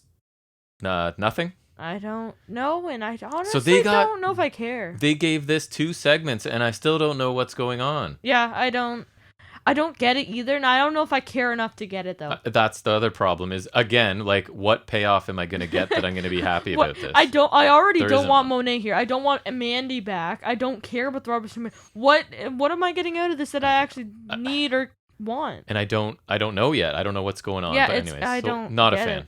It. Then it's time for the main event, which is Johnny Gargano versus Karrion Kross for the NXT Championship. So Gargano attacks before the bell as sort of Joe is lifting up the title. We get a suplex by Kross early. He stomps the grounded Gargano. Another suplex by Kross, but he doesn't follow up. Cannonball by Gargano off the apron, but Kross runs Gargano over with a boot. Later, Gargano moves. Kross goes shoulder first into the steps. We get a 2-handed choke slam onto the announce table by Kross that looked really painful for Gargano because it was kind of like right across the edge of the table. Slingshot spear by Gargano for 2 that looked nice. Kross escapes to the floor, but Gargano just knocks him with a suicide dive. We get the one final beat attempt is caught. Gargano hit with 2 more suplexes, a Northern Lights and a vertical this time. Avalanche Saito countered into a crossbody by Gargano a bit later. Stiff forearms chokeslam by Kross. He taunts Gargano and takes 2 super kicks for his trouble. The cross jacket's countered into the Gargano escape, but Kross powers out, applies the cross jacket again. Joe checks on Gargano, but he gets to the ropes finally. Joe pulls Kross off and shoves him. Kross gets it in Joe's face as Joe just smirks at him. Kross slams Gargano into the barricade, gets the steps, but Joe comes and takes them away. And they get nose-to-nose again as Gargano runs in for a DDT and one final beat for a near fall.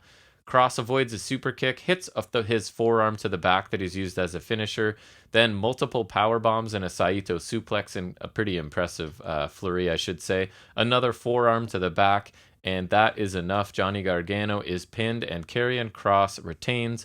Kross and Joe are left in the ring. Kross puts Joe out with the cross jacket and stands tall with the title and Scarlett to end this episode of NXT. What did you think of the main event and the bit of aftermath? So I thought this was a good main event. I think Gargano did the best he could. So good job. Dragging to that get cross to a good match. Yeah, kind of dragging a dead horse to the finish line.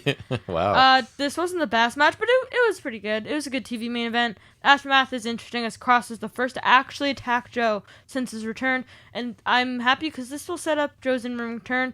Not he sure how I has would been feel. provoked, most definitely. I'm not sure how I would feel about him being right back in the main event, but it's Samoa Joe, so I don't think I'll care too much. Yep. And you did make a suggestion. He takes it from Kross and drops it to Dunn. That way we get that match. Well, even and today, Dunn, he's already been staring down Dunn. He's been staring down Cole, right? So he's lining people up. Even just Joe back as, like, if he were to turn heel after he wins the title or something, like, I'm waiting to see the Samoa Joe that I remember. Yes. Right? I think he's still got a good run or two in him, so I'm hoping so too. I don't think they've completely drained him yet, right? Like, he's still got a few good years ahead of him. Yep. So just sort of the negatives that I noticed with Kross. I don't think he sells well, and I don't think he does well running into things, because there was a few times and it looks like he's clearly slowing down before he gets there. You know, some people just have the ability to look like they're going full speed. He does not. But anyways, some things look gentle when he executes them for such a big guy, but that's nothing we haven't said before. That being said, I do think this was a pretty good match. I was hoping Gargano would win just because, but I didn't actually think that he would here. Yeah, same. Cross's variety of suplexes I thought looked pretty good. Gargano was his usual excellent self. Decent main event with a pretty good showing for Cross, which isn't always the case. So I thought this was a good main event. Like, amazing? No. But was it good? Yeah. Mm-hmm. Final thoughts? So I thought this was kind of a mixed bag for the show. Mixed bag. I thought the opener was good, but Kai Moon are capable of better. I was kind of let down as such. Didn't love Lee brushing past Kai, and heel versus heel match versus Gonzalez doesn't exactly intrigue me, especially with Xia Li. Fish versus Russ was disappointing as it felt like it ended before it really started. And I'm really hoping I can see more of Rust in the tag match next week. It's Fish and Kushida versus Diamond Mine, which is Strong and Rust. Right. That's awesome. I need something to happen there. He's impressed me a ton in the past, and I just want to see more of what he can do in a somewhat decent match. And I think this is a probably better opportunity. Mm-hmm. Diamond Mine's place on the card isn't the best, but it was predictable, and maybe they'll eventually move up if they're improved. Maybe they explain more, because I think they have good potential. Mm-hmm. The Indy Hartwell Beth Phoenix interaction was lame. Who cares about Index other than Beth, and who cares about Beth other than no one? Oh, maybe Edge. Saray versus Gigi Dolan was a fine kind of enhancement match, but I'm so pissed that Mandy Rose is here. Mm-hmm, you are. She is bad in the ring, boring out of it, and does not belong here. She just, regardless of if she was here for not, she wasn't here for that long, and she's just, when you think of someone who, oh yeah, they should go back to NXT, Mandy Rose, no. Could have had Asuka instead. Yeah, or like Shayna Baszler. There it is. I knew it was coming. That's my prime example. Yep. She's on top of that, this came completely out of the blue, as I thought she was still teaming with Dana Brooke, so Dana Brooke and Ember Moon are both abandoned. Mm-hmm.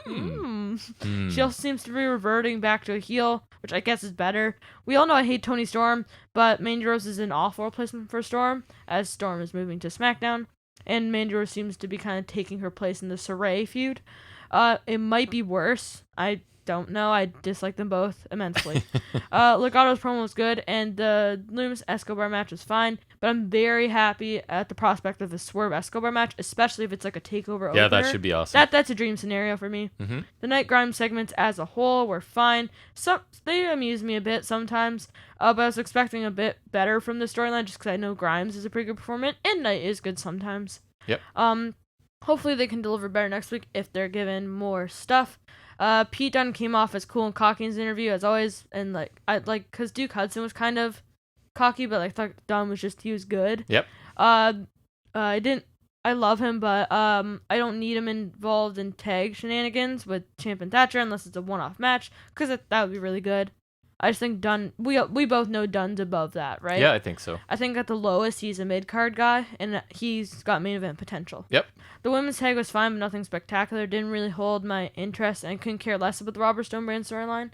I don't know if I think I might have brushed over it, but the breakout tournament match, that was fine too. Mm-hmm. That was pretty good. It was. For TV.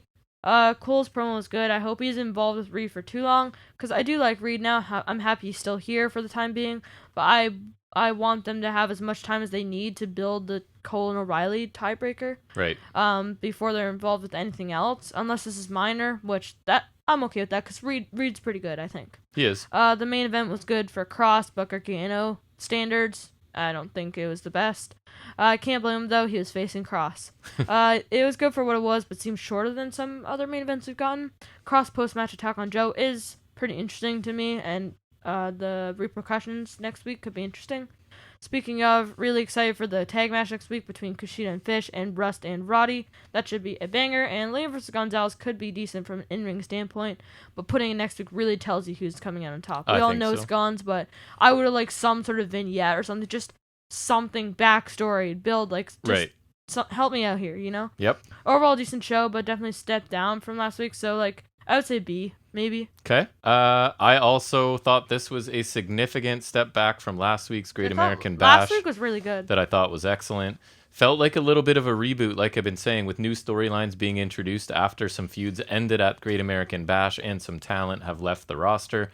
In-ring, I thought it was a pretty weak show by NXT standards. The opener between Kai and Moon seemed a bit off and under-delivered for me because I really like both of them. Rust Fish was next to nothing and did nothing to help Diamond Mine, I don't think. Escobar Loomis wasn't great. The women's tag match was fine, but very standard. And the main event was good, but not amazing. So it was the match of the night, but it wasn't a great match. So a pretty disappointing show for me in the ring. Again, it almost felt like a reboot as people are off in new directions right now. So segment-wise, I think I only really enjoyed the Adam Cole promo. Grimes Knight segments were disappointing. They weren't terrible. They amused me a little bit. The Frankie Monet, Stonebrand, Mandy stuff, I don't know what's going on. It missed me. Dunn cut a nice promo, but it resulted in him as part of a tag team that I don't really want. Samoa Joe's use throughout the show was fine, but not super exciting. And Xia Li versus Gonzalez already, I don't quite understand that either. Another sort of sudden change of direction. I thought, without being too mean, this was one of the worst NXTs in a while because they've been pretty great lately, like solid to excellent. I've actually been enjoying it a lot. This was a bit of a step down. I had trouble with this one, so I gave it a C+. I don't think it was a great effort this week. I struggled to think of anything that really stood out, got me excited, like the brief interaction between Legado and Hit Row, and that was like a few seconds. So I hope they get back on track next week. This was a C+ for me, not a very good offering. All right, we ready to transition into a little bit of trivia in our next segment, which is called Off the Top of His Head.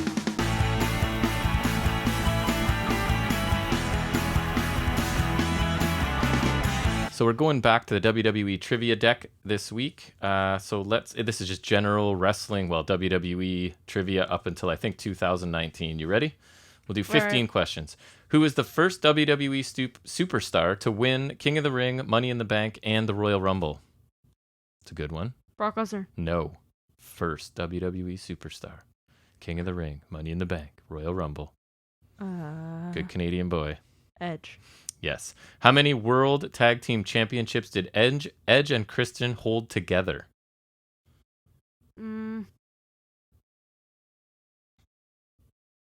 It's a lot. We can say that, I think. 14. No, 7. You went too far. Whom did Edge defeat for his final World Championship at WrestleMania? Jeez, a lot of Edge. 28. 7, sorry. Del Rio. Correct. Who was the first WWE superstar to publicly call Triple H and Shawn Michaels a, quote, couple of degenerates? Sergeant Slaughter? No. Another good Canadian boy. Owen Hart.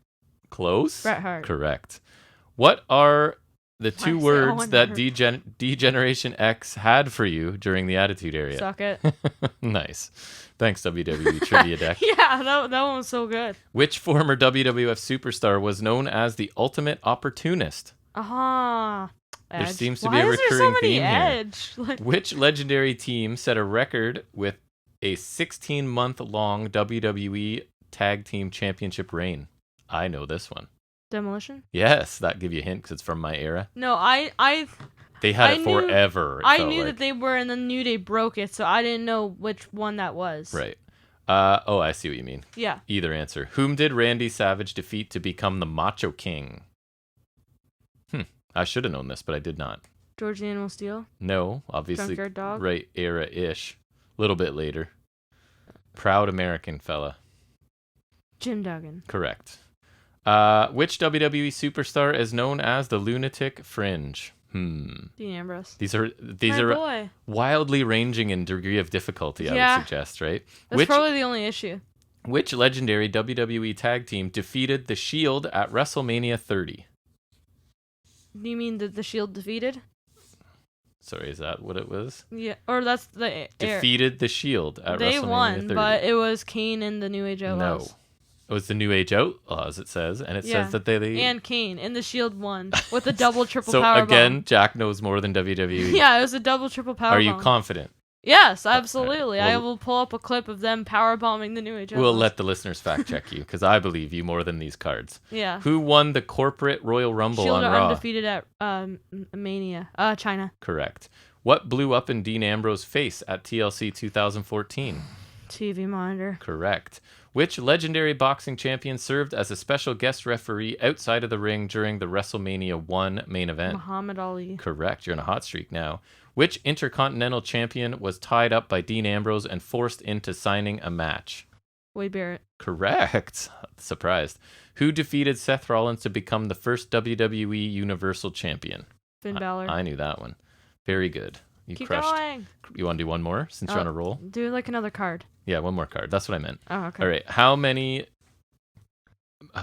members of the Shield held the WWE Championship on the same night at Money in the Bank? All of them. 3. That is correct. 2016. That was sorry. like the happiest night of my life. Which 3 WWE legends brawled with the League of Nations at WrestleMania 32? Oh yeah, my first pay-per-view. Mick Foley, Shawn Michaels, Steve Austin. Correct. Who won the inaugural WWE Cruiserweight Classic? TJP. Correct. TJ Perkins. That's I don't correct. know what they have on this. He was TJ Perkins, They had and TJ then he went Perkins. to TJP. Who helped Kevin Owens win a fatal 4-way match at Raw to become the WWE Universal Champion? Paul Levesque. I'm just kidding. Triple H. Either of those is correct. Paul Levesque is fine. Last one. What stipulation did Dean Ambrose choose for his match against Seth Rollins at SummerSlam 2014? Lumberjack match. Everybody's favorite lumberjack match is correct. All right, so that's going to end the trivia section and move us back into talking about some wrestling at a fairly in-depth level, and that is Jack taking the lead and talking about this week's AEW Dynamite.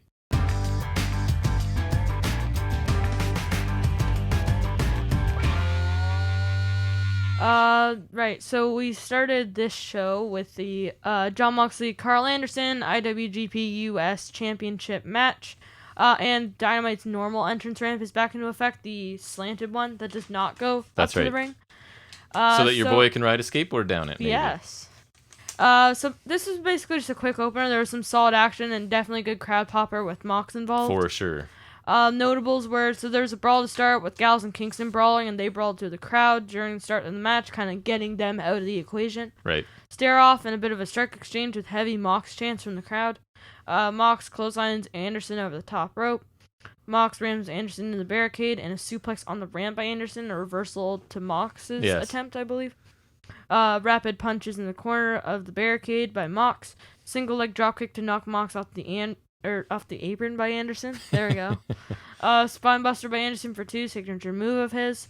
A big superplex by Mox. German suplex by Mox. Anderson retaliates with another single leg dropkick, and Mox comes back with a lariat. A double clothesline to kind of knock them both down. I thought they were running really, really fast, and that looked pretty cool. A brief sleeper hold by Mox, but Anderson got out. A pump kick and a sit-out tombstone by Anderson for 2. Yeah, dangerous territory. Surprised me, but it looked awesome. Yeah, dangerous territory there. Yep. Middle rope diving neckbreaker before 2 by Anderson. Rolling elbow by Mox, followed by a gun stun from Anderson. A TKO by Anderson for 2. A ripcord lariat by Mox, and he does get a paradigm shift for the win. Yeah, I liked this match. I liked the layout of it because they gave Mox a little bit of a flurry to start, and the crowd was like super hot for that. And then they sort of took it all away and let Anderson have a whole bunch of offense in the middle, and then let the crowd sort of anticipate the Mox comeback, right, and the victory. So I liked this match. I thought Anderson looked really good. Mox gave him a lot, right? Like it was a lot of Anderson does a cool move, Right. paradigm shift. So the crowd was super into this. I thought it was a good opener. So I thought this was a fun opener as well. Both talents are solid in the ring. I thought this was good. Crowd is hot, which definitely helps. And this is a great choice for an opener. Mox was definitely quite popular. He was very over, yes. Next we get a quick promo from Lance Archer with Jake Roberts. Archer basically says it's simple. Mox took the IWGP US title a year and a half ago from him, and it was in a Texas death match, and Archer wants his rematch again in a Texas death match. Yeah, a really quick way to build to a match, like reminding me of this stuff that I'd obviously already forgotten. So it's nice to get that little history reminder. It's going to give us a pretty cool match. Yeah, it's going to give us a death match, which is cool. I think Archer did a really good job here, and I'm not sure he's getting much from being paired with Jake anymore. I used to think he needed Jake to speak for him, but it's been how many promos in a row now where I'm like, Archer did a really good job. So I'm not sure he needs that affiliation anymore, but I thought this was good. So then next we get an Andrade El Idolo interview. Mm-hmm. So basically Andrade has permission to go elsewhere now. Right. Basically kind of like Omega does. Yes. Andrade asked the interview, which is Alex Abrahantes, where the Death Triangle Yes, is. please. Any Andrade combination. Just tells him to tell Death Triangle that he's looking for them. Yes. And so, you want to go? Yeah, I think he looked good here. He sounded good here. There was no Vicky Guerrero, which I'm hoping they're listening to what seems to be the consensus that people don't want them together. And I'm not entirely sure what's going on, but I'm either going to get some series of matches against them or him being part of them. And either way, I am completely on board with whatever direction they want to go. So I pretty much love this little bit here. Either he faces them all in some epic matches, or he joins them to form the greatest faction of all time with the best name of all time, what we shall label Death Rhombus. It would be like 4 of my favorite wrestlers in the business in a group together. And I just love the name Death Rhombus. And yes, you do. And no Vicky so was funny. Key. Like that, I really want that to be over. It's literally the definition of a win-win, I think. Like either one was good. I think there wasn't much of the segment. It was a pretty good promo, but I think it's got some epic implications. And he looks like a star and he sounds like a star, so let's go. The formation of the Death Rhombus is imminent. Let's go. Next we get Ricky Starks versus Brian Cage for the FTW World Championship, which they kind of call an Outlaw Championship. Like, that's an interesting way to call it. It's unsanctioned. And I thought it was funny because Taz tries to explain, like, what the issue is going here, and I thought Excalibur did a better job by simply saying, like, sometimes brothers need to fight, right? Like, because Taz was trying to give some long-winded, and he just summarized it, like, yeah, it's like they're part of a family, and sometimes they just got to fight and figure it out. So this is a back-and-forth match with a clear style contrast between speed and strength, where the smaller man would have to resort to some cheating. For sure. Notables were a military press slam by Cage, got kicks by Cage while Starks is draped over the corner, kind of a la Hogan on Michaels, except less oversell. Right, yeah. Top rope drop kick by Starks. Cage pulls Starks into the ring post. Starks does... it's like a clean maneuver to slide under the corner and hit a clothesline on Cage. The signature corner uppercut, like kind of CSS Enziguri or whatever it's called by Cage, like kind of the Domagiri. Pump handle sit up face buster by Cage, which is pretty cool. Super kick by Cage, he just decapitated Starks. Pretty nice sit up powerbomb for 2 by Starks. An F5 by Cage for 2. And the finish came when Hook distracted the ref. Hobbs hit Cage with the FTW title, and then Starks nailed him with a spear to pick up the win. Yeah. There was a little moment really early in this match where I thought it looked like they slipped, and I was worried about Starks' neck, and even commentary said, like, Cage is targeting Starks' neck right away, but then, like, he never went back to it, right? So I almost thought there was a bit of a mistake there. But anyways, I thought this was a good match. Cage has just... like, his offense is like if I were to sit down and build a video game character, right? Like, what moveset do you want him to have? Brian Cage's, right? Like, everything is some giant, high-power, crazy-looking move, and he also can do, like, high-flying stuff. And Starks got to showcase his speed and some deceptive strength, too, right? He powerbombed Cage at one point, I think. Right. So I'm not quite sure why the show of Hobbs not letting Starks take the belt initially, but then hitting Cage with it.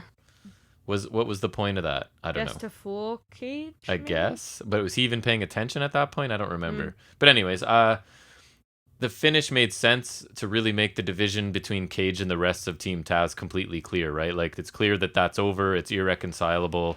They're going to go their separate ways or whatever. So I thought this was a good mid-card TV match. Right.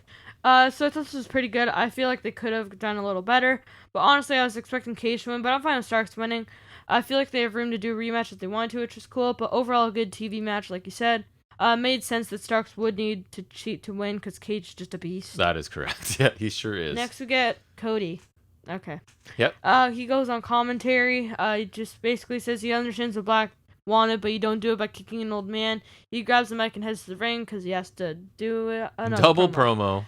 Cody calls out Black. Black answers on the Tron. He says a lot, basically compares Arn to a horse. Yeah, an old horse that's like past its prime, sort of. Cody wants Black to come to the ring. Black obliges. The lights go out. He's there. In-ring brawl. Refs have to separate.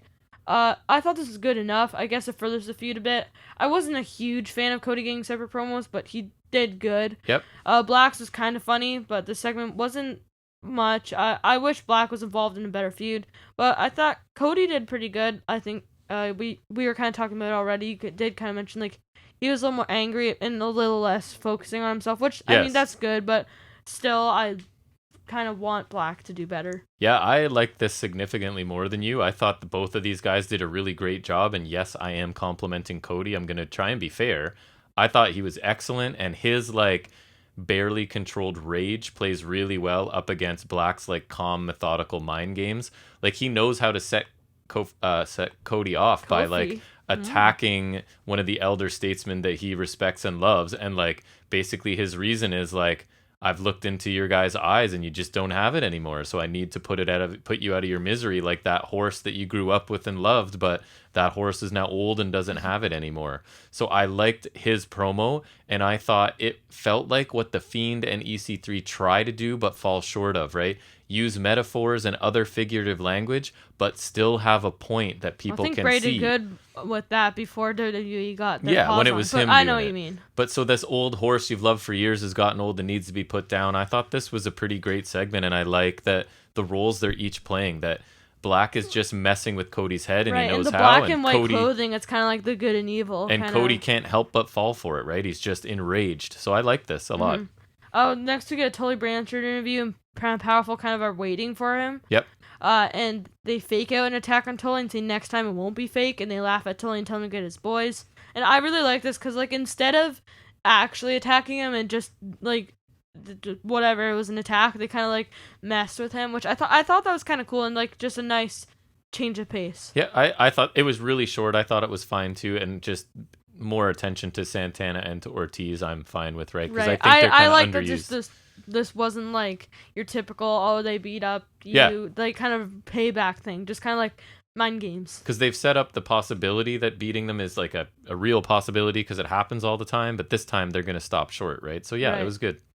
Hangman Page is next. We hear from Hangman Page, they call it. Page says he was so close to the title he could smell it, referring to he was really close to becoming the inaugural AEW champion. Lost to Jericho. He said he failed and he tried to run from it, but the Dark Order was right, and he needs that championship. Hangman is about to challenge Omega when he's interrupted by Don Callis, flanked by the Super Elite faction. Callis says Hangman is talking a lot, and Hangman knows he's not that guy, and they all say it like that. It's some meme or whatever, like some. Oh thing. right, you're not that guy, pal. Like that's what it is. I honestly don't know where it's from. I know it's from a meme. Something. That's fine. Or like it's something. It's a current thing. Okay. Matt walks to the ring and asks Hangman if he remembers them, and says they were the best friends Hangman abandoned. Which, fair point. Yes. Matt says it blows his mind that Hangman left them for losers, and he says his breath smells like alcohol, which is kind of funny. Yep.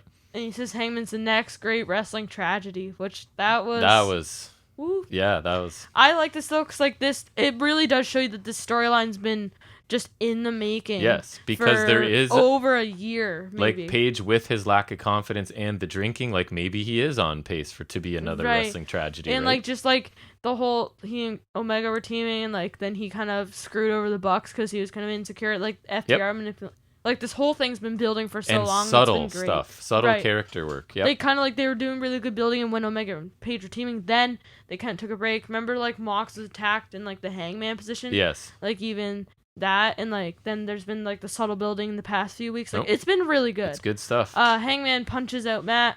Omega's about to hit a tube shot, but the Dark Order chase them off. Hangman says he came for a match, and he and Omega are not leaving without one. Omega says they can do that, and he knows Hangman wants him, but he quote unquote says he'll do him one better, and basically challenges him to what is basically a Survivor Series match. Which, that's okay. They're going to do a Survivor Series match I actually care about. That hasn't happened in forever.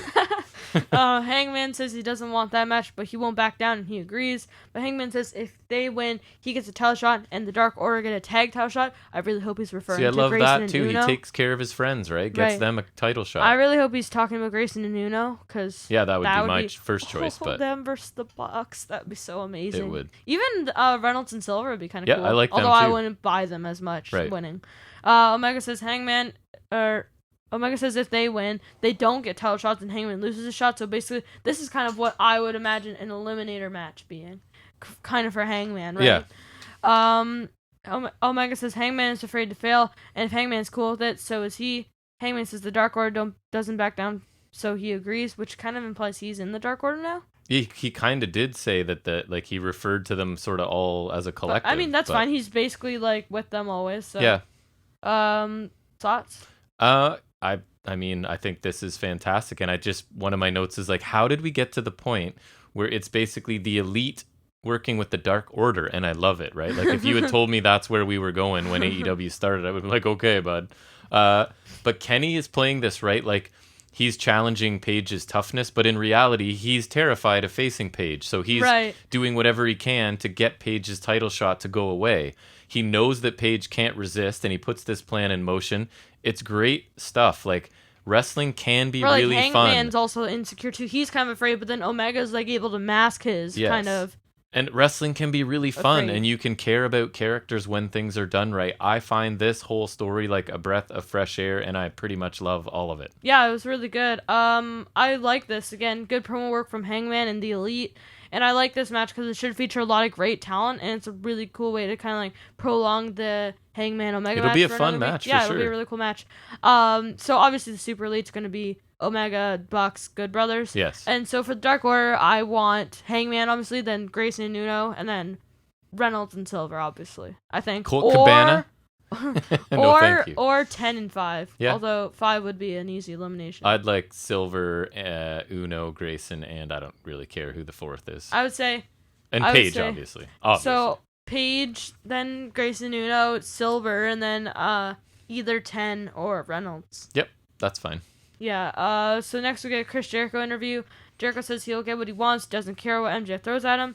Basically, to summarize, he says there's no length he won't go to. Spears and MJF attack, and Spears chokes Jericho, while MJF tells Jericho you will face Spears in a match, in which Spears can use a chair, and Jericho can't. So this is fine. I thought, fine stipulation for the first match. Not the most interesting, but maybe they'll kind of build as it goes. Love these performers. Don't care about this story anymore. And now we found a way to make sure it goes on for several weeks more. It's kind of gross to me. I mean, I hope the matches are good or interesting, but like, I don't know. This is too much at this point. I love these guys, but I don't need to see them in the same orbit any longer. Fair enough. Yeah. Next we get, speaking of in the same orbit, Christian Cage versus Matt Hardy. Yes. So my description was, well, maybe not as exciting as some other matches. This match had a few notable spots and some decent action. If you're a fan of either of these guys, you'll probably enjoy it. It did kind of beat my expectations a bit. Yeah, it wasn't bad. They were pretty low. Mm-hmm. They were. Collar elbow tie up, and it kind of spills to the outside oddly. Dive to the outside from the top turnbuckle by Cage. Yeah, it was like the most epic tie up ever. It went like out of the ring along the barricade. Right. Yeah. Dive to the outside from the top turnbuckle by Cage. Inverted DDT by Cage for 2. Corner punches with the crowd, counting by Cage. The classic trope. DDT on the steel steps by Hardy, which was probably one of the most notable things. Decapitator by Hardy. Middle rope elbow drop by Hardy. Middle rope diving uppercut by Cage. Spear by Cage for 2. Neck snap over the top rope by Cage. And a frog splash for 2. Superplex by Hardy, which is pretty nice. A mule kick low blow and a twist of fate by Hardy for a near fall. Yeah, kind of a believable one almost. So after a bit of brawling on the outside, Cage narrowly avoids the 10 count, and the finish comes. He hits a kill switch for the win. The match was fine. It did have a few spots that I liked better than I thought it would, but the finish kind of bugged me. Like, Cage goes from being half a second away from being counted out to in the ring hitting a finisher, which actually takes some setup, right? And Hardy's unable to do anything about it, right? Which I found was a bit strange. It mostly felt like two aging WWE guys having a match. Yeah. But I did think there was a better stretch near the end that was pretty good. And honestly, the crowd helped this match because they were pretty much into everything. So, I mean, it over-delivered slightly, but I still didn't think it was great. Mm-hmm. This was decent and better than expected, although the expectations weren't high, like I said. There were a few notable spots, but overall this was just fine. Hoping we're finally done with the storyline, but the aftermath doesn't exactly imply that, which is basically just Jurassic Express chasing off the heels. So yeah, it was. Next we get a Miro promo. He talks about his journey in third person and how he was lost. He talks about how he reminded himself of who he used to be, and the TNT title was his reward, and then he says he was the Redeemer. Or he is the Redeemer. Yeah, he had a line, right, where he said... he starts talking about there was a man who had a hot wife who could do the splits, and he was pretty hot too, but he was lost. So he has this unique ability to like be this intimidating, threatening monster, but Or still kind of amusing. somehow make me laugh in the middle of his promos. And he's about the only guy I can think of that can pull that off. I think he's doing a really great job right now. It's awesome to see because he had a slow start in the company.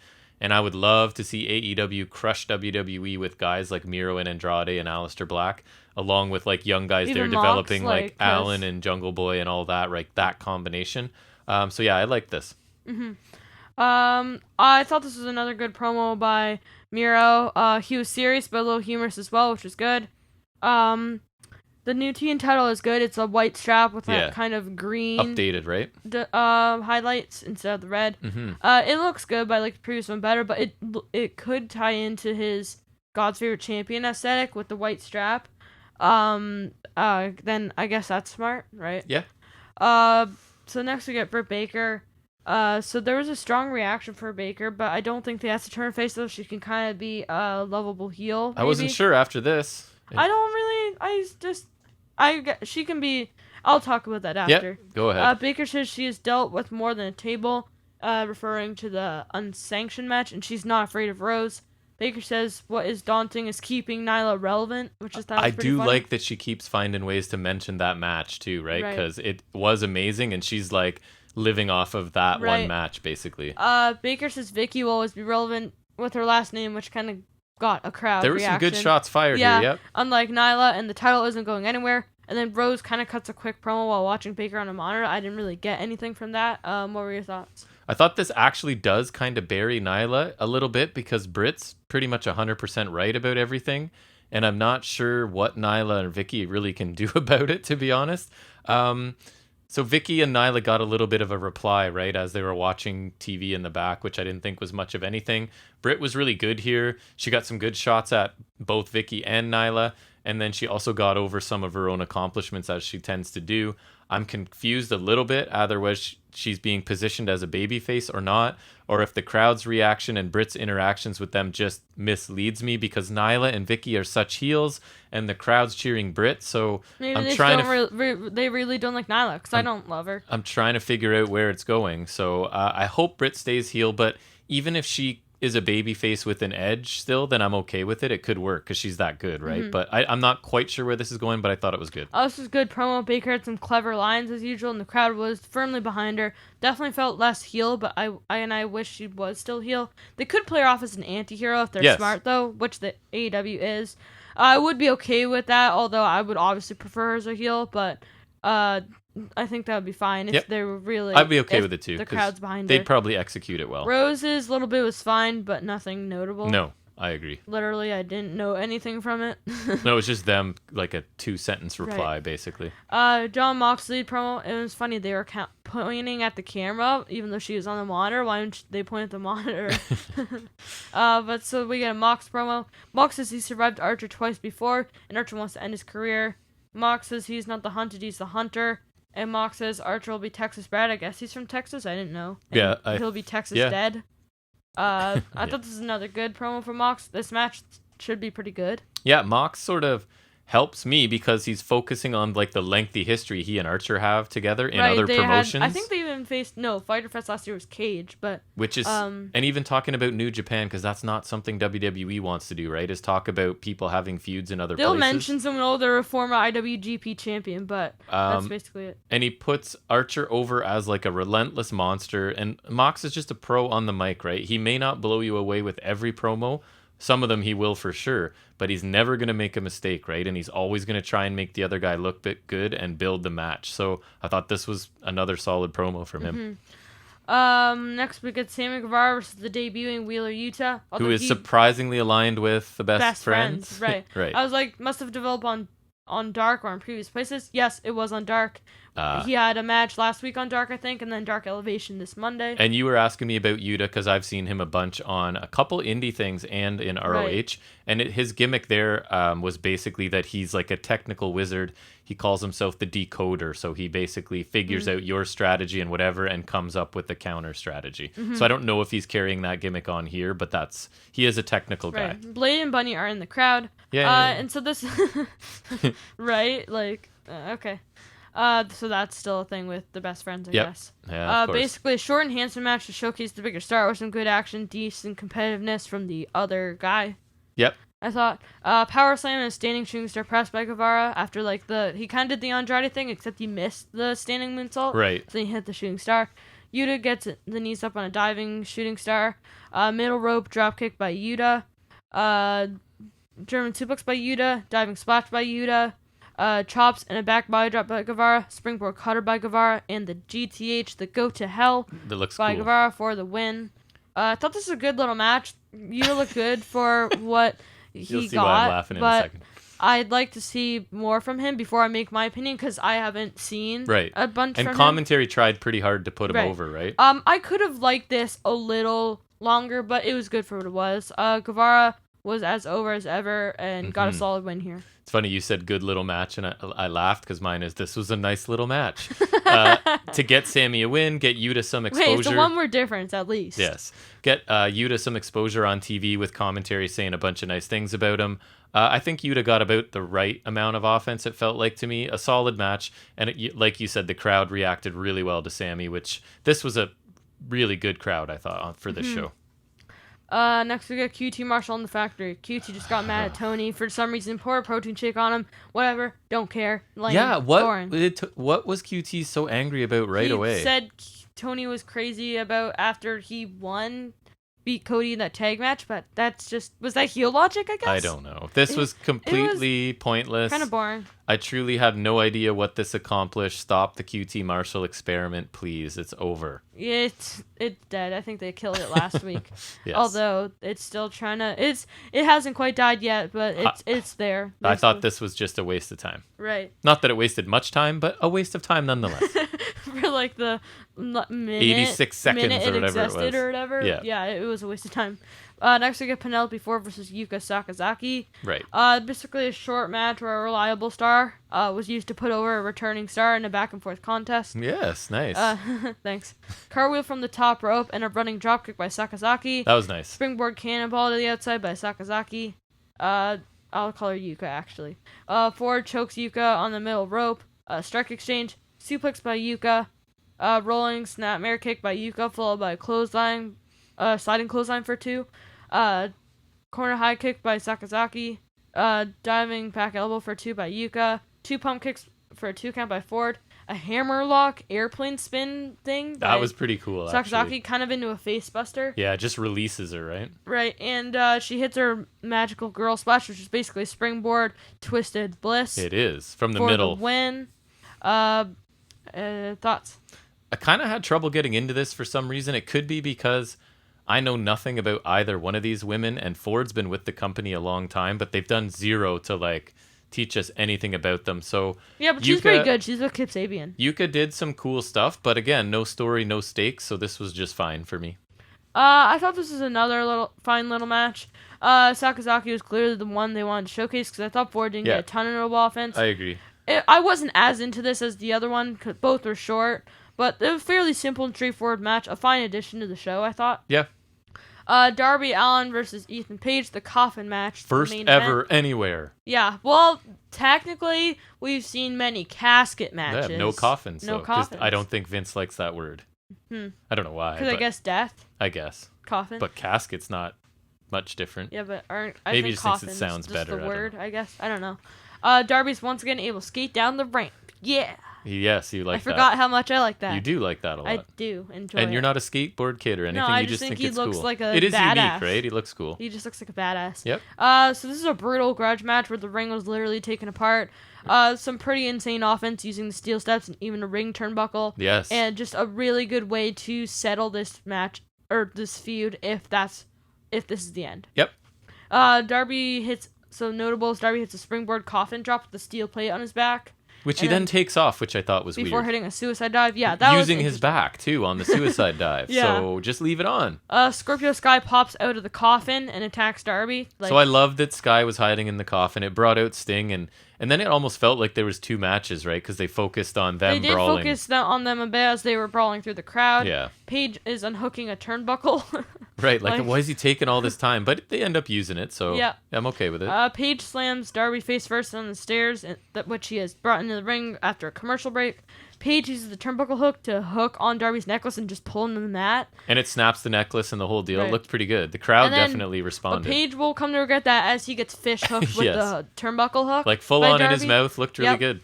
Darby drop kicks the steps into Paige and he nearly gets knocked in, or he gets knocked in the coffin, nearly loses the match, does Paige, and a strike exchange while they're standing in the coffin. Darby bites Paige's fingers and Darby gets thrown out of the coffin. Darby hits a pop-over stunner off of the steel steps, and Paige hits an avalanche Ego's Edge on the steel steps, which even dents the top. Darby Allin, what are you doing? It did. It looked perfect. Pretty awesome. Darby hits his signature skateboard stomp while Paige is on the apron and is able to close the coffin for the win. And he hits a pretty nice coffin drop through the coffin. Yeah, with a bit of a delay, like because they got me because at the end I'm like, what? He wins without a coffin drop? Like, what's going on? And actually, the finishing spot with the skateboard, and then he kind of perfectly just sort of like shoves Paige off the apron with his feet into the coffin, which I thought was a nice touch. But yeah, they got me because I was like, why is this match over with no coffin drop? And then, a crazy one through the lid of the coffin. So I thought this was a really good TV main event. Darby... Right, I don't usually love like this kind of stipulation. Darby showed a little bit different, right? He needed to bite, gouge, fish hook to compete with Paige. I thought that was a nice touch. A few crazy spots. And then, like I said, I was wondering where the coffin drop was. And then Darby delivered a crazy one through the lid. I thought Paige looked really good. That Ego's Edge was just nuts. It looked perfect to me, I thought. I feel like this could have been on a pay-per-view given a bit more time and they could have pushed it even further. But I think this was a really fun main event. Mm-hmm. And yeah, I liked it quite a bit. This was a great culmination to this feud, if this is the end for it. And there were some nice spots. Paige taking off the turnbuckle was both cool and unique, and both of them put it to good use. The Ego's Edge on the steps was the match highlight for me. Darby's coffin drop crazy match was pretty nice.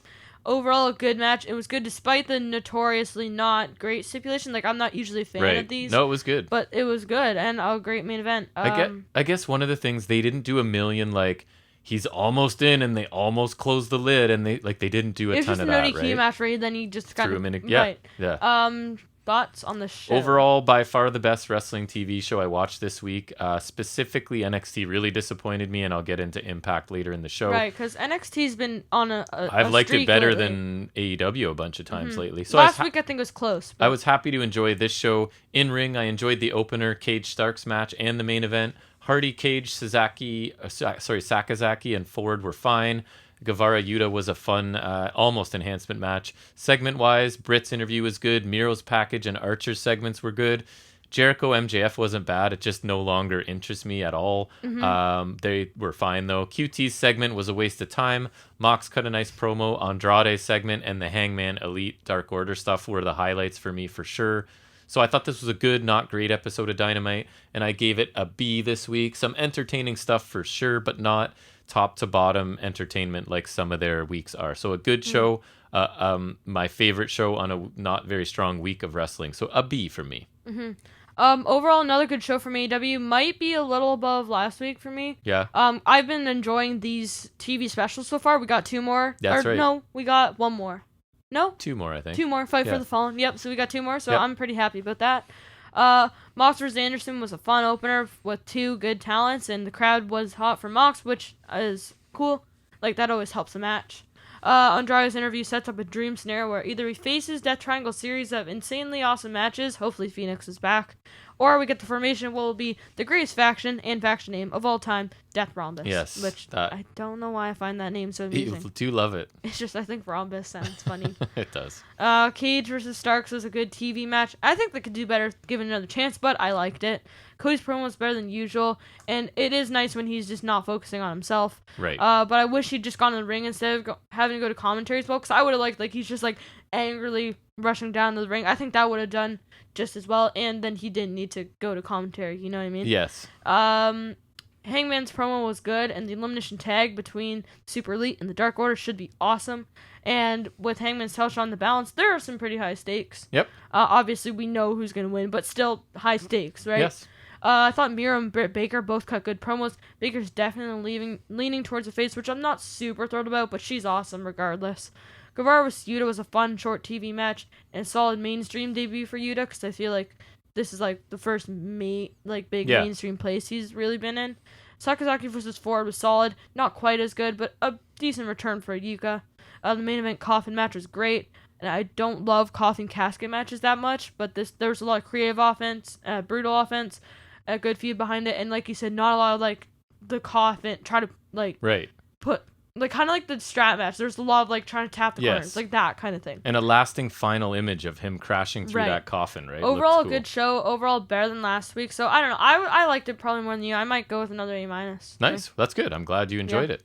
All right, well, that's going to bring us to the end of our really in-depth reviews, and we'll move into talking about some other wrestling stuff in our next segment, which we like to call Any Other Wrestling Business.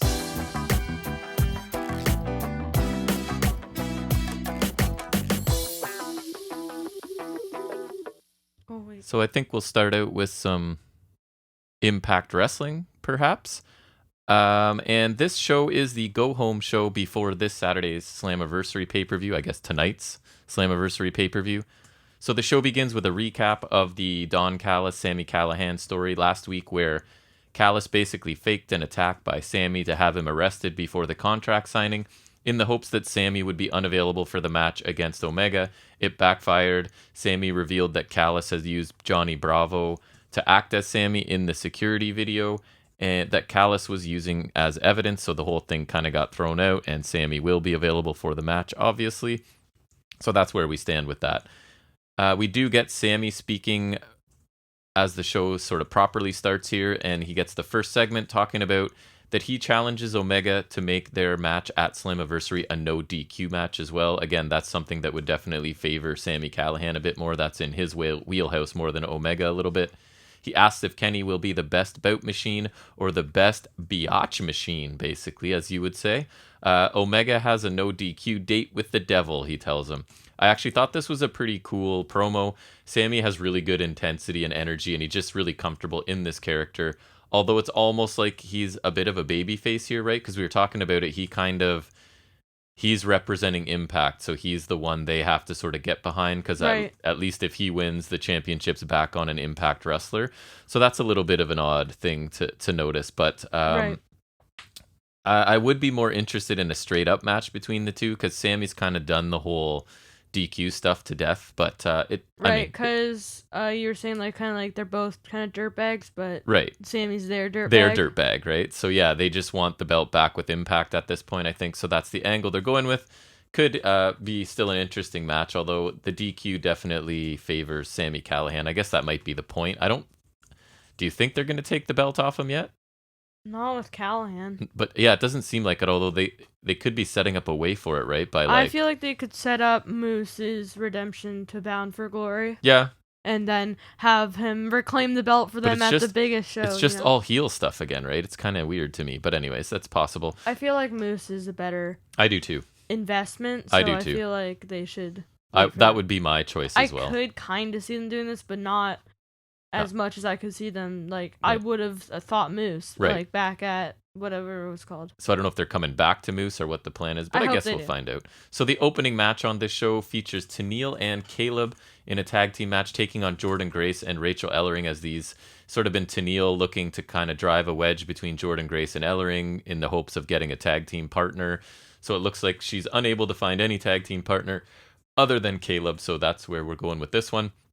Jordan Grace overpowers Caleb early, including a shoulder tackle and a backdrop suplex. So Jordan Grace, I think, has wrestled male counterparts quite a bit and was probably pretty comfortable doing this. So yeah, kind of like Tessa Blanchard was. Yeah, and Caleb doesn't get a lot of offense against the women in this, but there is a little bit of it. So Ellering then tags in. She dominates Dashwood, culminating in a World's Strongest Slam. We get stereo spine busters by Grace and Ellering to the heels. Josh then lets us know that Matt Stryker will return to commentary on Saturday for Slammiversary, And I just wanted to say that I'm pretty hard on Josh Matthews a lot, but he really didn't annoy me during his little run here on commentary. Like, I don't think in any... because Stryker was his replacement. Yes. And then... Normally, he was just Matthews gone to work on other right? projects. So normally Matthews really annoys me, but I don't think I've complained in the few weeks that I've been reviewing. So good for him. That was a nice surprise. Ellering then tries to roll up Caleb, but it's sort of this thing where his pants get pulled down and he's kind of briefly in his underwear there. I guess it's like the comedy spot in this match. The heels then isolate Ellering for a few minutes. Hot tag to Grace finally. She dominates Caleb. Again, hits a running sit-out powerbomb that looked cool to Caleb Connolly. Caleb with a K. Running double knees to the back, running diving elbow, and a Vader bomb by Grace in rapid succession that looks really good. Just a cool combination of speed and power. And then Ellering adds sort of like a leg drop. I think it was off the second rope for 2. It was a nice sequence between the two of them. Caleb super kicks Grace, but takes a sling blade from Ellering. Spotlight kick to Ellering, but a spine buster quickly to Tenille. Jordan Grace suicide dive to Caleb on the outside. Power slam by Caleb that looked really close to hurting Jordan Grace. Like, he didn't quite get her rotated over enough. Even commentary talked about she kind of got dropped on her head a little bit on that one. Tenille gets knocked to the floor.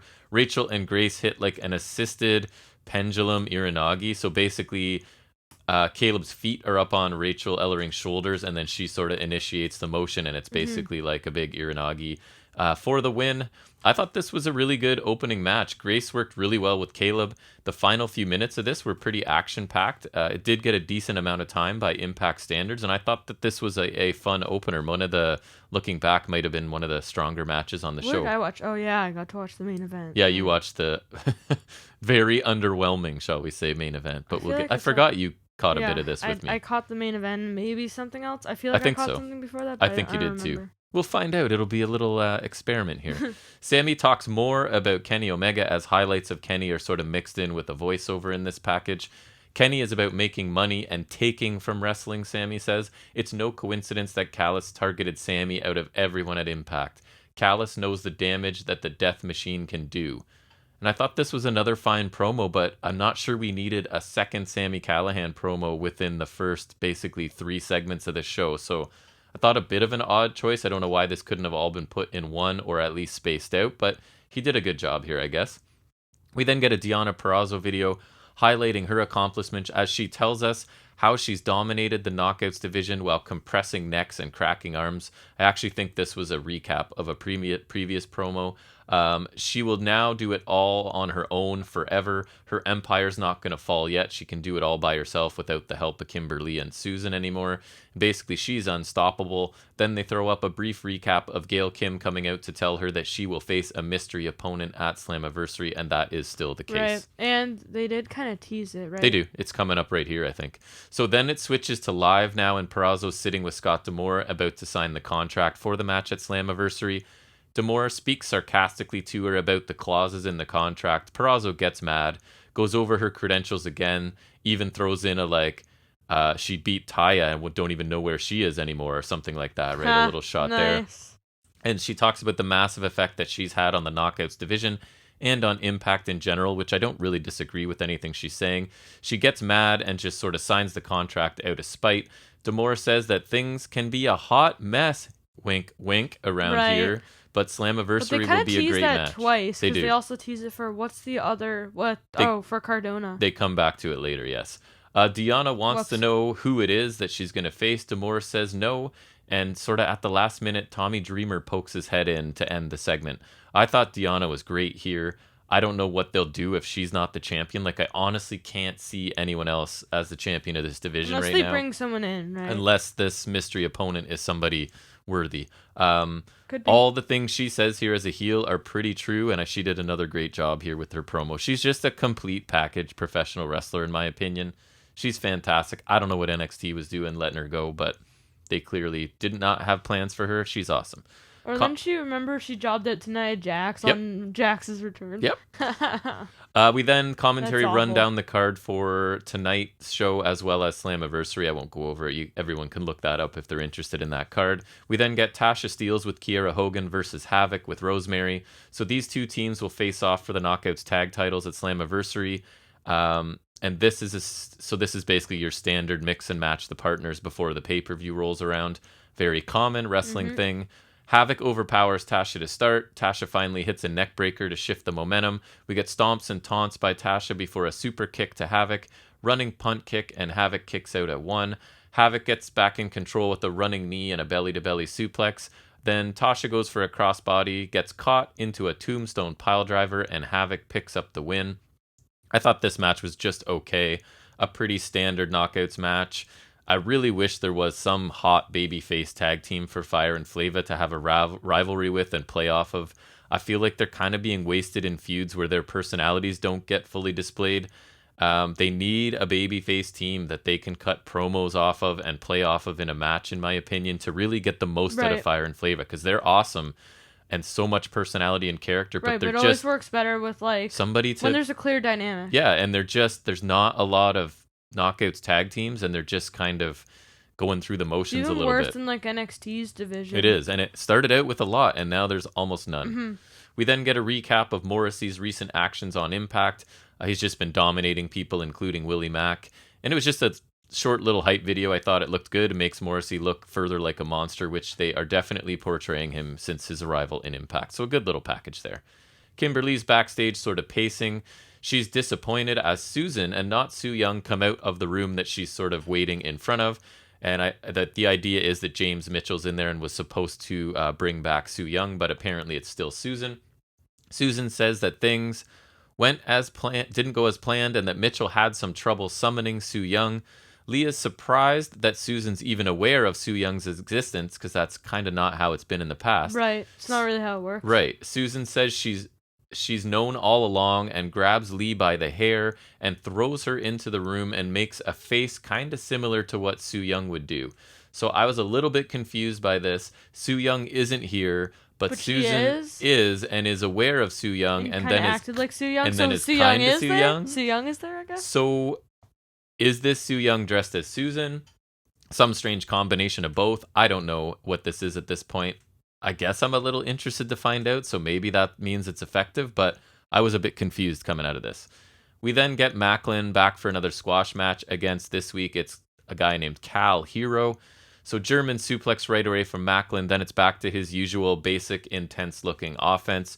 He does put him in the tree of woe, taunts him a little bit, and then hits a running spear to the upside-down Hero, which I think looks pretty cool. We get a short flurry ended by a Macklin clothesline and repeated elbows as the enhancement talent got his tiny flurry, and that was it. We get you looked at this, right? It's like a reverse DDT grip into a pile driver, Macklin's finisher. Right. He actually looked better. He dropped him a little more vertical this week. Before it just looked like he was kind of slamming them. This looked a bit more like a driver. So I thought it looked cool. Macklin speaks after about having time to prepare and wait. He came to Impact prepared, but he's done waiting. So it makes it sound like he's sort of moving on to bigger and better things, which I think he needs to do at this point. So another dominating win for Macklin against enhancement talent. And it does feel like time to move this guy on to something more. It's been 3 or 4 of these very similar matches. The promo at the end was brief, got his point across, I guess, so it was fine. Decay are then together somewhere, and Rosemary recaps Havoc's win and predicts victory for their team at Slammiversary. She says the key to victory is whether Havoc is an outsider or one of Decay. So here we go, introducing... I think I caught this. Introducing a bit more story right before the pay-per-view. James Mitchell is the one that can bond them together, and he shows up talking about coming from dealing with Su Yung. They're all excited. They walk off as though Havoc will take part in some sort of ceremony to officially join Decay. Right? There you go. That's probably a better word. I didn't like this. Rosemary's delivery was kind of annoying here. And the whole dark supernatural... I didn't love it from what I saw. The whole, we need James Mitchell to do some sort of magic to make us all part of the same faction is not a thing that typically interests me. Just be you want to join the faction? Not a big magic guy. At this point, it feels a little bit lazy to go back to this type of story. We need Father James Mitchell to do some magic to bond us all together, etc. So not really a storyline that I am interested in. We then get an 8-man tag team match. It's Ace Austin, Shera, Rohit Raju, and Madman Fulton versus Josh Alexander, Trey Miguel, Chris Bay, and Petey Williams.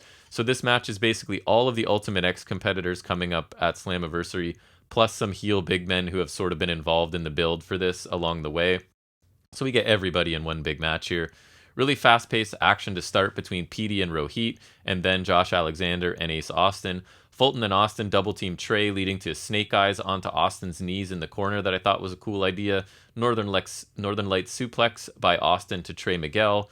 Backflip into a double stomp by Trey, who needs to make a tag here early on in this match. He does make a hot tag to Bay. He dominates, including a flatliner DDT combo to 2 of his opponents at the same time. Looked cool.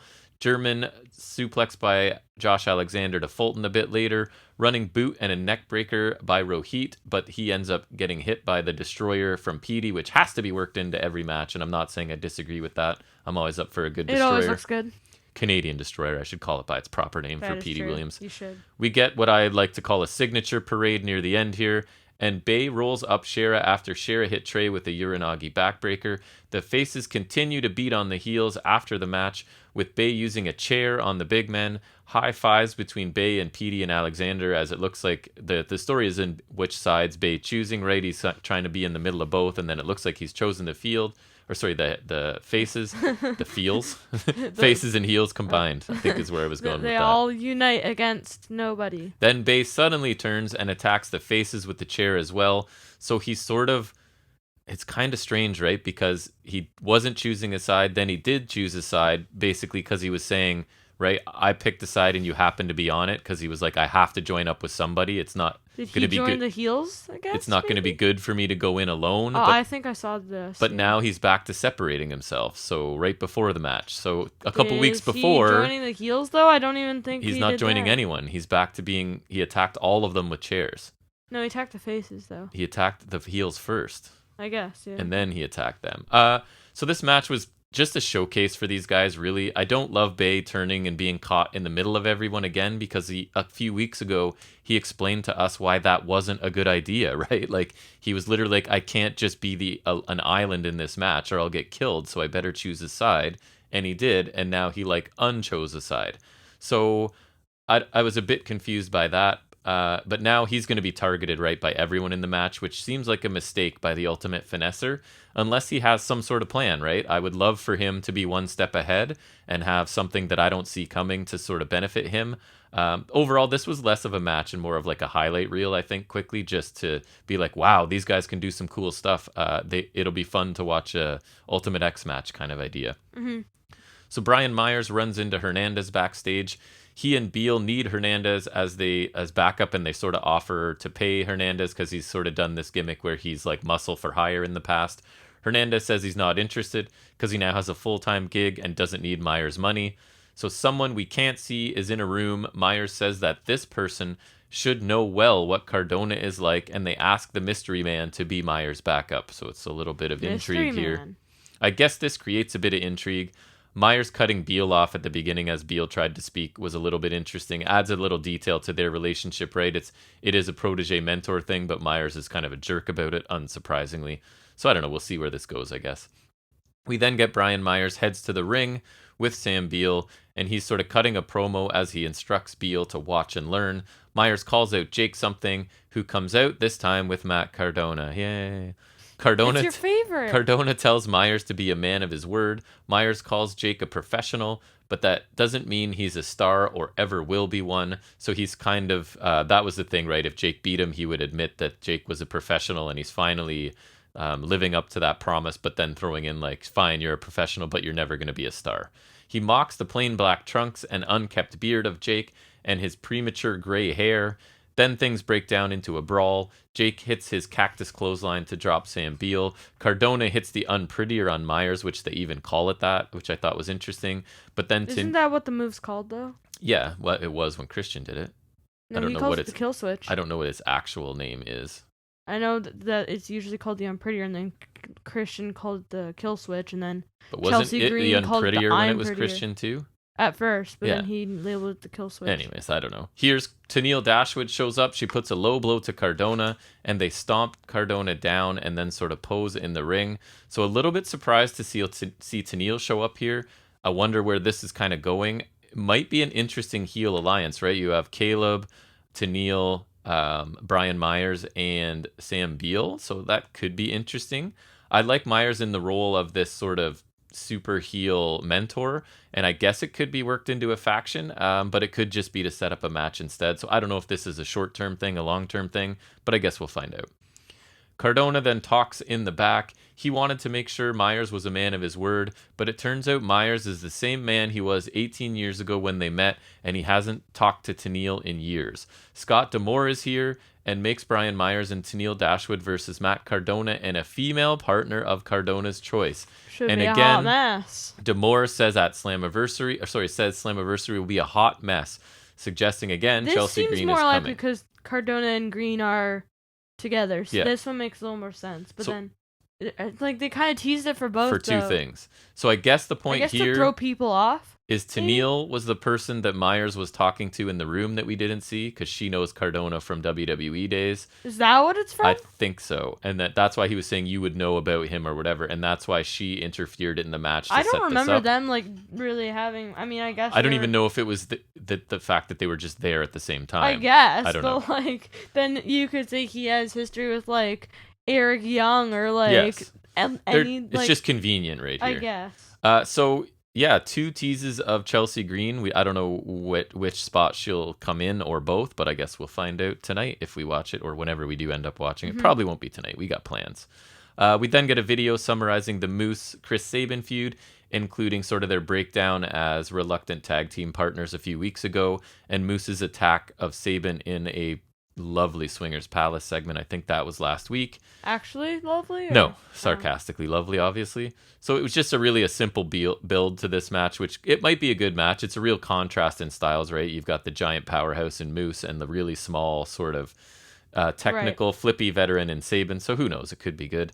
We then get Moose versus Hernandez with Johnny Swinger. Hernandez attacks right away, hits some corner clotheslines before Moose rolls out of the ring. Moose gets sent into the barricade and the ring post, and Hernandez puts him back in the ring. Uranagi by Moose and the spear for the win, as this was over very quickly. Moose gets a chair, puts it on Hernandez's ankle to send a message to Sabin, who runs in. But then, like, when Sabin's music hits, he just doesn't stomp it. Like, he could still stomp his ankle. Yeah, he just sort of, he can't lower that foot as Sabin comes in for the distraction, right? So he runs in to make the save of Hernandez for some reason, hits 2 dragon screws on Moose, puts the chair on Moose's leg, but Moose escapes and Sabin's music plays as he sits in the chair in the ring, which would lead me to believe, wrestling logic, that Moose is getting the win at Slammiversary because Sabin got the upper hand on the go-home show, and that's generally how things work, right? So essentially just a squash match giving Hernandez a minute of offense just to get a quick interaction between Moose and Sabin before the pay-per-view, so whatever, it's fine. There's not much they need to add. This match is happening. It's either going to be good or it's not. So Callis then talks some more about Sami Callihan. He says Sami should be living behind a fence or sent to salt mines in Siberia because he is insane. Sami is the most violent person in wrestling, and he uses a bat to shatter people's faces, which is true. Kenny then talks about Sami putting him through a table last week and says Sami is too scary and that it isn't about the belt. Sami wants to maim, hurt, or kill him.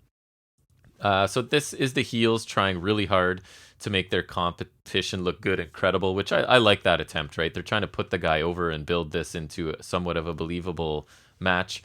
A decent job, but I still don't think Sami has a chance at this point. I kind of hope he does, but I don't think he does. At least these guys are trying to put him over, right? As like this loose cannon, capable of anything.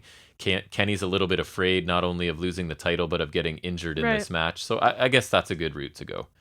So commentary run down the Slammiversary card again, so I will include it here. Slammiversary, we've got Eddie Edwards versus W. Morrissey, in what I assume will be a pretty convincing win for Morrissey. Chris Sabin versus Moose. So the newly made match of Brian Myers and Tenille Dashwood versus Matt Cardona and a mystery partner. Knockout tag team titles, Fire and Flava defend against Rosemary and Havoc. World tag team title match, Violent by Design defend against Rich Swann, Willie Mack, TJP, and Falaba, who you told us in the news won't be TJP anymore, so we'll see, and the Good Brothers. Knockouts title match, Deonna Purrazzo versus a mystery opponent. Ooh. Hope maybe a different one, maybe the same one. I don't know. That one looks like it might be a hot mess. What I think will be the highlight of the show, the X Division Ultimate X match, which is Josh Alexander defending against Ace Austin, Rohit Raju, Trey Miguel, Petey Williams, Chris Bay. Really looking forward to that one. And the world title, which is now a no DQ match. I think I'm looking forward to that too. Kenny Omega defending against Sami Callihan. Sami Callihan was pretty good, but I really liked him when he was like, when he accidentally actually cracked Eddie Edwards. Yeah, that. And like he had the feud with Penta. Yes, that was really good. He was just a despicable heel. I remember He's like really good he at would it. like spit. OVE was disgusting. Really cool. Yeah, yeah, that was a peak for him, I think. You like that? Yeah. So then we get our next match. I guess was the main event, right? That quote unquote main event that you watched with me. So Doc Gallows versus Doring. Joe Doring of Violent by Design versus Fallah Bahh versus Willie Mack. So it's one member of all the tag teams involved in the match at Slammiversary. They did the other members last week, so these are the bigger fellas in this match. So we get no introduction at all for Willie Mack or Fallah Bahh to give you some idea of the pecking order here. Basic brawling for quite a while to start this. They then sort of pair off and seem to be avoiding putting Doring and Gallows together to fight. I guess that's the big moment we're looking forward to. Which, I mean, is it? And then a bunch of the match happens, and my note is, wow, has nothing happened in this match, and it's been on really for boring. several minutes. Just like it was. There really wasn't anything like there was nothing going on. Doring and Gallows finally face off in the ring, and they sort of battle to a stalemate, and they end up outside the ring. Then Bahh catches Willie Mack and hits a Samoan drop that was a little bit impressive because Willie Mack's a big dude to be catching out of the air. Yes. Doring runs over Bahh with his running crossbody, hits a short arm clothesline for the win. Really weak main event, as Jack I think would agree. Yeah, it was really boring. There was almost no wrestling, right? In the quote unquote dream face off there, they were like trying to put out like no payoff. Doring and who cares? So basically just like standard brawling. There were you could probably count the like wrestling moves on one hand, two hands for sure. Yeah, you could count the wrestling moves on your fingers. Yeah. So as the final match before what they would consider a significant pay-per-view, this was nowhere near good. Really disappointing main event, honestly. Yeah, I didn't really like it. This isn't the kind of stuff that makes me want to watch it. No. Once they have fans, they do have fans tonight, actually, right? I think so, right? I think so. I think that is the case. Cool. I'm really hoping they change up the set and stuff because they look really petite. Yes, hopefully it's a little bit. I don't know if it's a new venue. I haven't really heard where they're going or what they're doing. But I can't wait till if they come back to Rebel. So I don't think this was a great go-home show of Impact. The main event was almost shockingly bad, and there were two squash matches in there, Macklin and Moose. X Division plus the two big men was really just a quick move showcase for them, I thought. Didn't really even feel like much of a match. I guess it was fun but meaningless. Steele's Hogan was just okay, and like I said, the opener was probably my favorite match. That was Grace Ellering versus Tennille Caleb, and it was only like pretty good. It wasn't even amazing. Segment-wise, confused by the Susan Sue Young stuff. The Decay stuff I didn't like at all with them trying to get havoc in the group. The Sammy promos were fine. They teased the arrival of Chelsea Green a couple times, and the Callis Omega stuff was good. So this episode was honestly a bit of a chore for me this week. A really lackluster main event costs it even some more marks for sure. So I'm giving it a disappointing C+ this week. Same level as I gave NXT, right? So a couple disappointing shows in my week of wrestling watching this week. Yeah. Yes. So do you want to talk about your rewind match that we sort of just finished before coming down here? What? Yes, behind the curtain. Behind the curtain, indeed. So I tried to look up some backstory for this. There really wasn't any that I could find. Yeah. So I just know I wrote Chavo Guerrero, Eddie Guerrero's usual partner, is out with injury. Right. So a replacement was needed, which was Tajiri. And so for Pro Wrestling Rewind number... Oh, that makes sense. 21. Nice. Team Angle, which is Charlie Haas and Shelton Benjamin, versus Eddie Guerrero and Tajiri. We actually did, I think a couple weeks ago, we did World's Greatest Tag Team, which is the same as Team Angle versus Los Guerreros. So this is just the same, but with a ladder match stipulation and Tajiri instead. Yeah, so Eddie and Tajiri, I noticed 2003. There must have been some sort of story because they come out each wearing one of Kurt Angle's gold medals, it looks like, right? So that must have been involved somewhere. And so I'm glad you explained that because one of my notes was like, Tajiri and Eddie are an interesting combination. I wonder how that happened, but now you've cleared that up for me. So the entrance stage is terrible. It's just like a couple of Trons behind like a crap ton of scaffolding. Like 18 years ago, what do you want from us? It was really we didn't know what bad, we were doing. though. No, but they've had some good stages at that time, like the SmackDown fist, and like it was just like really half-assed, I guess. The like, SmackDown fist is classic. It looked really bad. Yeah. But yeah, so that's a note. I just went with I just noted stuff like notables and whatever. Yep. So Brawl does break out pretty quick. Jumping heel kick by Tajiri. Military press onto Haas's knee. Haas's? Haasny? Haasny? Yeah. Haas's knee, I guess. Haas's knee, yeah. By Benjamin. Botched dive by Guerrero and Tajiri. Wow, tries to Tajiri. assist Tajiri, and it just like he got didn't caught get up, all of it. Caught no, up on the top not. rope, kind of fell down head first onto. Yeah, that was the classic. Don't think he got all of that one. I don't think he did. He definitely got did. almost none of that one, frankly. Yeah, I was gonna say. Tajiri uses a handspring back elbow to knock over the ladder Team Angle were climbing. That was kind of creative, I thought. It was, but just push it over. Yeah, gotta make it exciting. But you'd think it would hurt his elbows. Right? Yeah. Or his back. Guerrero and Tajiri dropkick a ladder into Benjamin. They dropkick a ladder into the crotchal region of Haas. They sure do. Yes. Guerrero and Tajiri sandwich Haas between two ladders, and Guerrero hits like a Tope Atomco, which is kind of like a slingshot somersault senton. The classic Eddie Guerrero move that's in his repertoire. A power slam of sorts by Benjamin to Guerrero onto the ladder. Yep. That was propped in the corner. That looked painful. Mm-hmm. Team Angles set Tajiri on a ladder draped against the ropes, and Benjamin jumps off another ladder crotch first. Yes. Street Profits did something similar, but yeah, they stretch the guy out and then jump onto his lower back, right? So they did that onto a ladder. I would do like a splash or something, but I mean, hey, if you really want to do that, then go ahead. Yep. Guerrero shoves the ladder Haas is climbing, and he gets knocked out of the ring pretty good. That's got to be a scary fall, right? You're going from top of the ladder to the floor, basically, over the ropes. Mm-hmm. So scary stuff. Tajiri gets a tarantula on Haas, but Benjamin just hits him with the ladder to get him off. Like, smart. Eddie hits Benjamin with a monkey flip, knocks him into a Haas who is holding a ladder. That was pretty nice. Yep. Eddie climbs a ladder, but Team Angle attack him from both sides, but he's able to knock Benjamin off, hit a frog splash on the top, which that is looked pretty cool. Good. Yeah. Haas and Guerrero battle at the top of the ladder until Eddie hits a sunset flip powerbomb. Yes. Benjamin tries to pull Eddie off the ladder, but gets hit with the Tajiri's green mist, who is climbing through. Like through the rungs of the ladder. Right. He climbed up and kind of spin him through the rungs. Yeah, they're both at the same level on the ladder, but on either side, and he spits it through. And then Tajiri and Guerrero get the win. So I don't know, this wasn't a very long match, right? But I don't know if I've ever seen a ladder match where the ladder was used so consistently, right? Like almost every move seemed to involve the ladder, and I'm not complaining. I just thought it was an interesting thing, right? And I thought this match was very of the era, just not even in a bad way, just this was this kind of era, just action-packed matches. Yep. The last one we watched between Los Guerreros and Twiggett was 12 minutes maybe.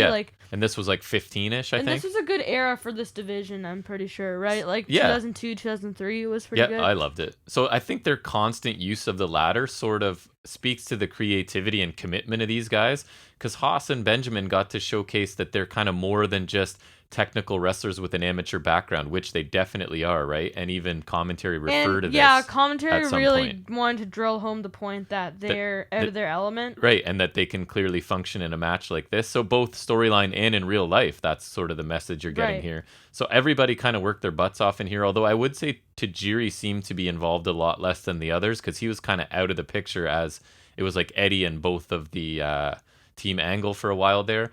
But the visual of Eddie having to deal with both of them added to the drama a little bit, I think. This match felt very short and was pretty much a car crash right from the beginning with tons of ladder stuff. I thought it was a really enjoyable match involving four guys I really liked from that era. I wouldn't say it was a classic match, but I thought it was really entertaining. There's no lulls in it, right? It's action top to bottom. There was only that noticeable mistake by Tajiri early on. So I enjoyed this. I gave it a B+. I thought it was pretty entertaining. I can't give it an A, just...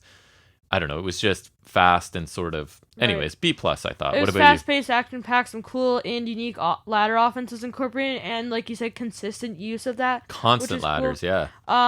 But everyone involved did well, despite like commentary really drilling home that Team Angle are out of their element. But they did good here as well. Yep. And overall a good match. Pretty short, but I would also give it a B+. I think that's it was fun, right? Perfect grade for it. Like, was it like a classic A-level match? No, but was it a really fun sort of ladder match? Yes, I think it was. All right, so I think that's it for any other wrestling business, right? I believe so. I don't have anything else. Me either. So let's move into our final segment where Jack's going to tell us what's going on in the world of wrestling action figures, and that is Figuring It Out with Jack. Yeah. So we don't got much. Just we don't got much. Yeah, wow. We don't got much. But we did. You talk good. I am English good man. Yes. But so we got the final images for AEW's Unmatched Series 1. It's the exact same as the Unrivaled line, just getting more figures out there, and I think it's a pretty good line. So we got first with Kenny Omega from All Out 2020, right? Which was when he and Hangman lost the tag titles. Is that the one you showed me yesterday? That is. It's the you like it a lot. Kenny Omega. Yeah, you like it a lot. It looks really good. The face scan looks really good. I love the attire. It's really nice too. Yep. If you guys want to see the images of these, they're on. You can check it out on Ringside's website or on their Instagram. That's where I'm looking at them. Next we got Darby Allin from Full Gear 2020, and this one's got like kind of the tree design incorporated to his face paint, and it's got body paint, which I think that looks really cool. He's got the blackstrap TNT title and obviously a skateboard. Gotta have the skateboard, right? Wonder if it's just a tech deck they borrowed or if they made their own. No, I can tell. It's a little different from tech deck. It would be cool if it was tech deck, though. Next we got Miro from Dynamite, October 14th, 2020. This was back when he had back when he had the bleached blonde hair. You can kind of tell. Camo shorts. But he looks good. Yep. I like him. Next we got Britt Baker from... What's the 9th month? Oh, September. September 30th, 2020. She's pretty cool. She comes with like an entrance jacket that looks nice. And obviously the black gloves for the lockjaw. I'm trying to find a picture for that. There we go. That looks pretty good. Oh yeah, nice. It looks nice. And then we got the Dustin Rhodes, which is All Out 2020. That's when he started wearing the blue gear. Right. He's got an interchangeable screaming head. He looks good. Yeah. I don't necessarily need him, but if I got him, I would be like, it's a good figure. Strange choice for a figure, but considering he's not very prevalent in the show. Yeah, and then we got the LJN Cody Rhodes, which is in white and blue. I don't know the exact attire. And that's the old, 80s the giant big, rubber ones. It's like giant rubber style ones. Darby Allin's getting one of those in Series 3. Nice. I believe. And I wish this had its own line, just so that's not taking up spots from... Yeah. The line where you could be getting other guys, right? Because those seem just like they're collectible nostalgia, right? Which is like, they're not that functional. They never were, right? So I feel like if you just gave this its own kind of semi-occasional, semi-regular line, then that would be better. And then you could get more out at once, and then you could use this spot for someone else, I don't know, John Silver, QT Marshall. But I mean, you could. No, thank you.